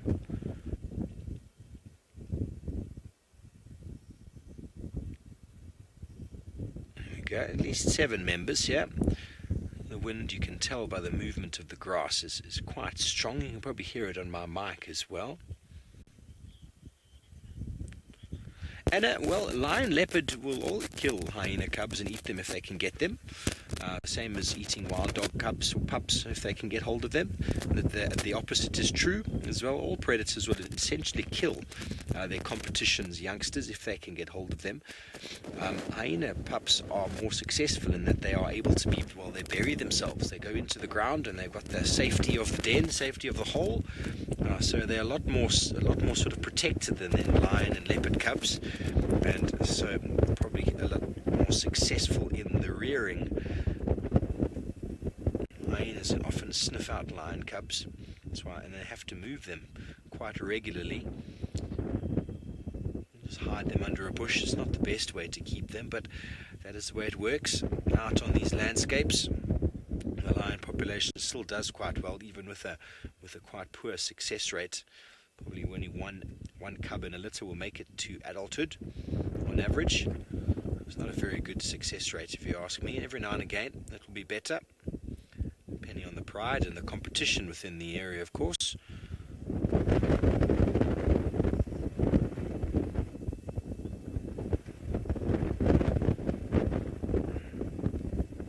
There we go. Gonna come and say hello. Come right up to the note. Going to flop right down and scratch its face. So that is what you do in the morning. It is their morning, you see. It's time for them to wake up and start getting active. And on nights like this, on our way here, we started seeing the wildebeest herds really bunching up together. It was very windy, very hard to feel safe in an environment where there's constantly predators lurking, when you can't hear, and the wind is a bit swirly, so the smell as well is quite sort of all over the place. They all use it to their advantage.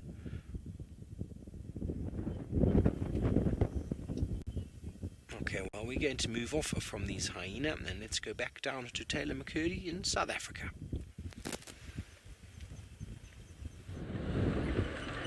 So our search for the wild dogs has been unsuccessful, sadly, but that is just one of those things. We did have an incredible afternoon safari though, filled with a sleepy lion and elephants, and I suppose all the antelope in the Sabi sand, don't you think? We saw enough nyala and all sorts of other creatures today, so that has been very much entertaining. But who knows what else will happen a little bit later, and all the sounds that you'll hear on the dam cam, so make sure you keep listening out for that. But for the final minutes of the show, I'm sure you'd like to spend it with Tristan and, of course, the young chief.